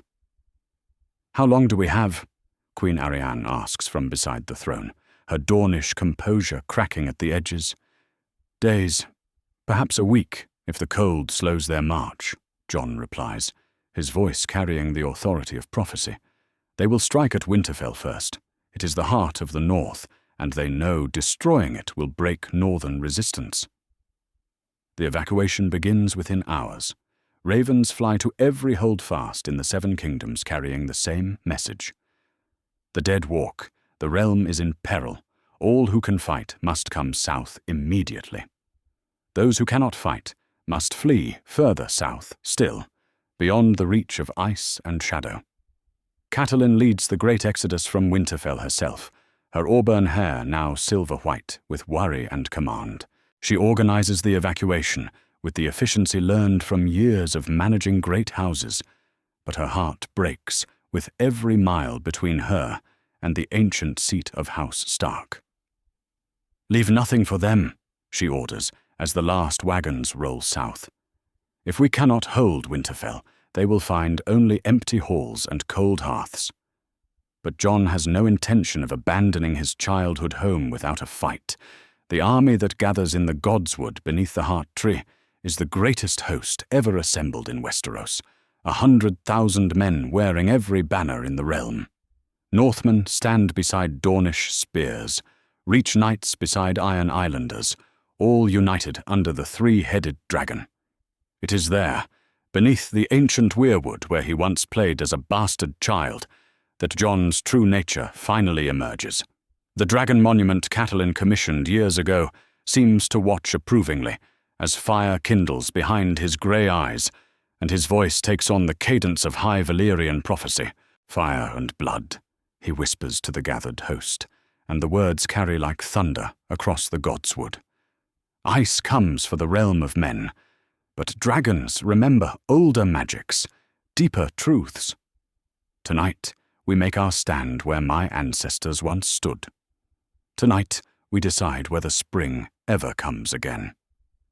The attack comes with the darkness, as Jon's dreams promised it would. The army of the dead flows across the northern hills like a tide of shadow and bone, led by beings of such terrible beauty that men weep to look upon them. The Night King rides a horse made of ice and storm, his crown glittering with malevolent stars, and where he passes, even the stones freeze and crack. But the living are ready. Dragonglass weapons gleam in the torchlight, and every sword has been blessed with fire by the red priests Jon summoned from across the narrow sea. Most importantly, the dragon blood in the king's veins burns hot as molten gold, turning him into something more than human. The battle for Winterfell rages through the night like a war between elements themselves. Jon moves through the fighting like a force of nature, dawn blazing with unnatural fire that cuts through shadow and ice alike. Around him, his bannermen fight with the desperate courage of men who know the world's fate hangs in the balance. But it is not enough. For every white that falls, two more rise to take its place. The Night King's magic is ancient and terrible, older than dragons or men or the wall itself. Slowly, inexorably, the dead push forward, while the living fall back toward Winterfell's walls. That is when Jon's dreams guide him to the truth he has been seeking. In the vision that comes to him, in the midst of battle, he sees the Night King as he truly is, not invincible, but bound by the same magic that created him. The same power that turned him from man to monster can be turned against him, if one has the blood and will to pay the price.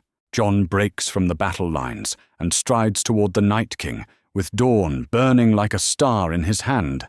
The ancient enemy awaits him in the Godswood, standing beneath the Heart Tree, as if he has been waiting 8,000 years for this moment. "You know what you are?" the Night King speaks, his voice like winter wind through dead leaves. "You know what you must become." "I know what I am," Jon replies, and fire erupts around him like a living thing. "I am ice and fire, wolf and dragon. I am the prince that was promised, and I am your ending." The duel that follows shakes the very foundations of Winterfell. Ice meets fire in a clash that sends shock waves across the battlefield, freezing some men solid while setting others ablaze. Jon fights with powers he never knew he possessed, calling fire from the very air while his sword burns with the light of stars. But the Night King is no ordinary enemy. Created by the same magic that flows in Jon's veins, he matches fire with ice, starlight with shadow. They are two sides of the same ancient coin, locked in combat that was prophesied before the first men ever set foot in Westeros. The turning point comes when Jon realizes the truth his dreams have been trying to show him. The Night King was once human, transformed by magic he could not control. The only way to defeat him is not through superior power, but through sacrifice, the willingness to give up everything for the sake of others. Jon drops his guard deliberately, allowing the Night King's ice blade to pierce his heart. But instead of dying, he grasps the ancient enemy's wrist and pours all his fire, all his dragon blood, all his love for the realm and family he protects into that touch. Fire and ice meet in Jon's blood and find balance at last. The Night King screams as his ancient magic unravels, his body dissolving like snow in summer flame. Around them, the army of the dead collapses, as the power that animated them breaks like ice in spring. Jon falls to his knees in the godswood, dawn clattering from nerveless fingers. The wound in his chest bleeds dragonfire instead of blood, but he lives. Around him, 100,000 voices rise in victory, in wonder, in relief that the world still turns. Catelyn finds him there at dawn, kneeling beneath the heart tree where she first told him the truth about his parentage. The dragon monument stands unmarked by battle, its garnet eyes reflecting the morning sun like promises of spring. "Is it over?" she asks, kneeling beside him in the bloodied snow. Jon looks up at the woman who raised him, saved him, loved him as her own. The fire in his eyes has gentled to something almost human, though power still flows beneath his skin like molten gold. "It's over," he says, and means it. Winter is broken, the long night is ended. Spring will come again. The realm celebrates for 7 days and 7 nights, but Jon knows the victory came at a price. He is changed by what he has done, transformed by the magic that saved the world. He is still the Dragon King, still protector of the realm, but he is also something new, the prince who chose love over power, sacrifice over glory. The songs will remember this night as the moment dragons returned to save the world. But Jon knows the truth is simpler and more profound. It was not dragonfire alone that defeated the darkness, but the willingness to give everything for those he loved. Ice and fire have found their balance at last, and the realm is safe. Spring comes early to King's Landing in the year after the long night ends, as if the realm itself celebrates the victory of fire over ice. The cherry trees bloom in the Red Keep's gardens, while King Aegon VI Targaryen holds court in a throne room transformed by magic and necessity. Where once sat the Iron Throne of Aegon the Conqueror, forged from 1,000 swords of defeated enemies, now stands something unprecedented in the history of Westeros. The new throne rises like a work of art, its base carved from the purest ice taken from the shattered weapons of White Walkers, immune to melting through magic Jon barely understands. Above it, shaped by dragonfire that burned without destroying, sits a seat of Valyrian steel that gleams like captured starlight. The throne of ice and fire, the small folk call it, and the name spreads across the 7 kingdoms like prophecy made manifest.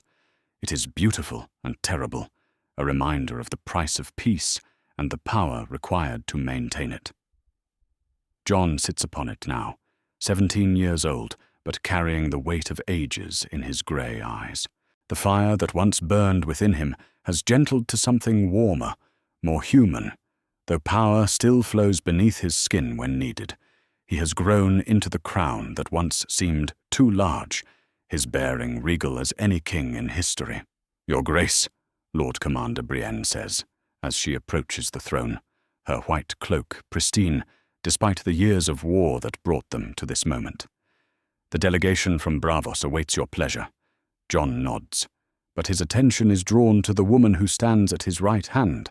Catelyn Stark, now known throughout the realm as the Queen Regent who helped save the world, has aged gracefully into her role as the king's chief advisor. Her auburn hair is silver now, but her eyes burn as bright as ever with love and fierce protectiveness. "What do the Braavosi want this time?" Jon asks with a slight smile. "A trade agreement," Catelyn replies, consulting the parchment in her hands. they're offering to fund the rebuilding of the wall in exchange for favorable terms on Westeros grain exports. The wall, Jon muses, remembering the ancient barrier that held back winter for 8,000 years. Its destruction marked the beginning of the end for the White Walkers. But the realm still needs protection from the dangers that lurk beyond civilized lands. We'll rebuild it, he decides. But this time, it will be a monument to unity, not division.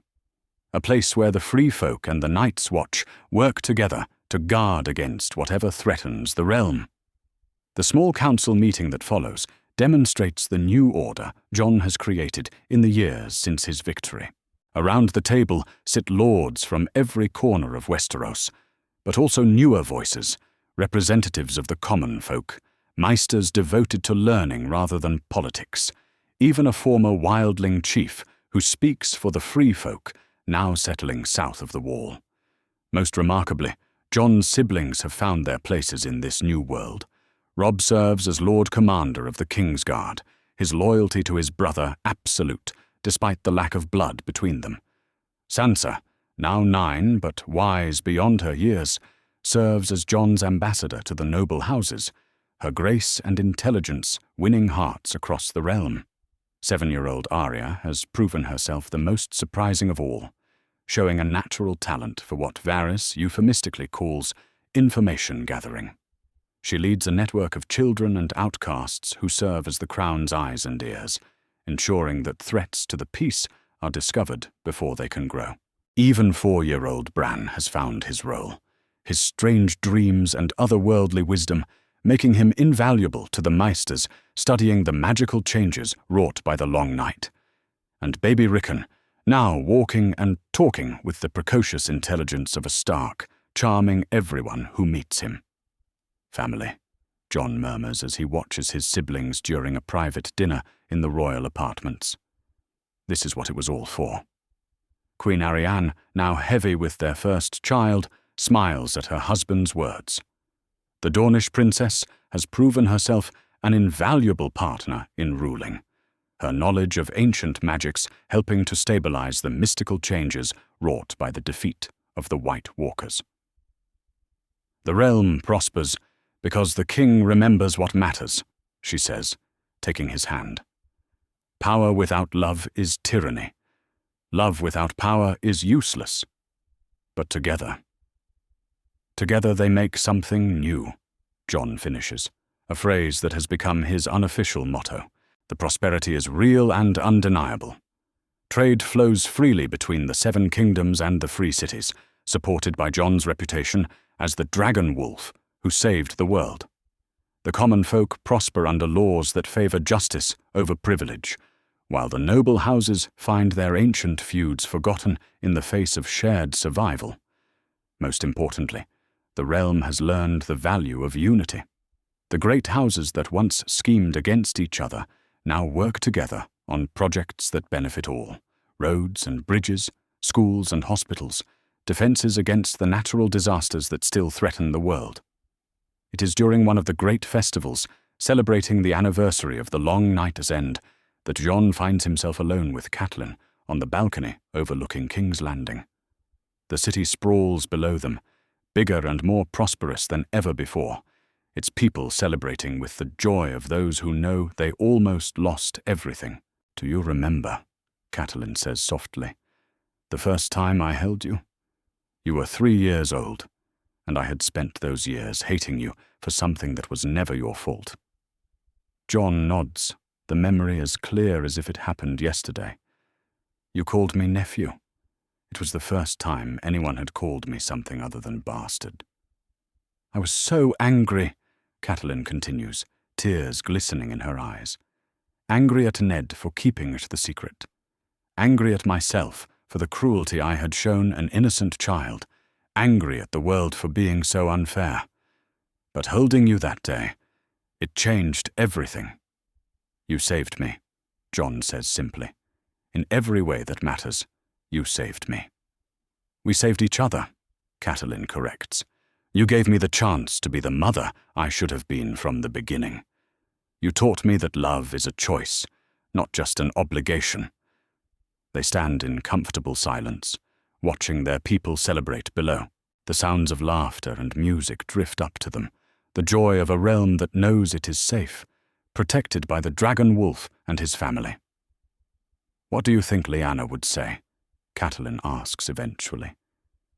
"If she could see what you've become." Jon considers this, thinking of the aunt he never knew, but whose love shaped his entire life. "I think she would be proud that her son found a mother who loved him as much as she did." "And your father, Rhaegar?" "I think he would be amazed that dragons and wolves learned to hunt together," Jon replies with a smile. "That fire and ice found balance instead of war." As if summoned by his words, a warm breeze carries the scent of cherry blossoms across the balcony. In the distance, the Sept of Baelor's bells ring the hour, their sound mixing with the celebration below in a symphony of peace. "Your Grace," a voice calls from behind them. Sir Brienne appears in the doorway, her expression respectful but urgent. "Maester Samwell has arrived from the citadel. He says it's important." Jon nods, knowing that Sam would not interrupt the celebration without good reason. But as he turns to go, Catelyn catches his arm. "Whatever comes next," she says, "remember that you are loved. Not as a king or a savior, but as my son. That will never change." Jon embraces her, this woman who transformed his life through the simple act of choosing love over hate. Around them, the realm celebrates the peace they helped create, while in the distance, spring flowers bloom where winter once reigned eternal. The bastard Jon Snow is truly dead now, buried not in shame, but in triumph.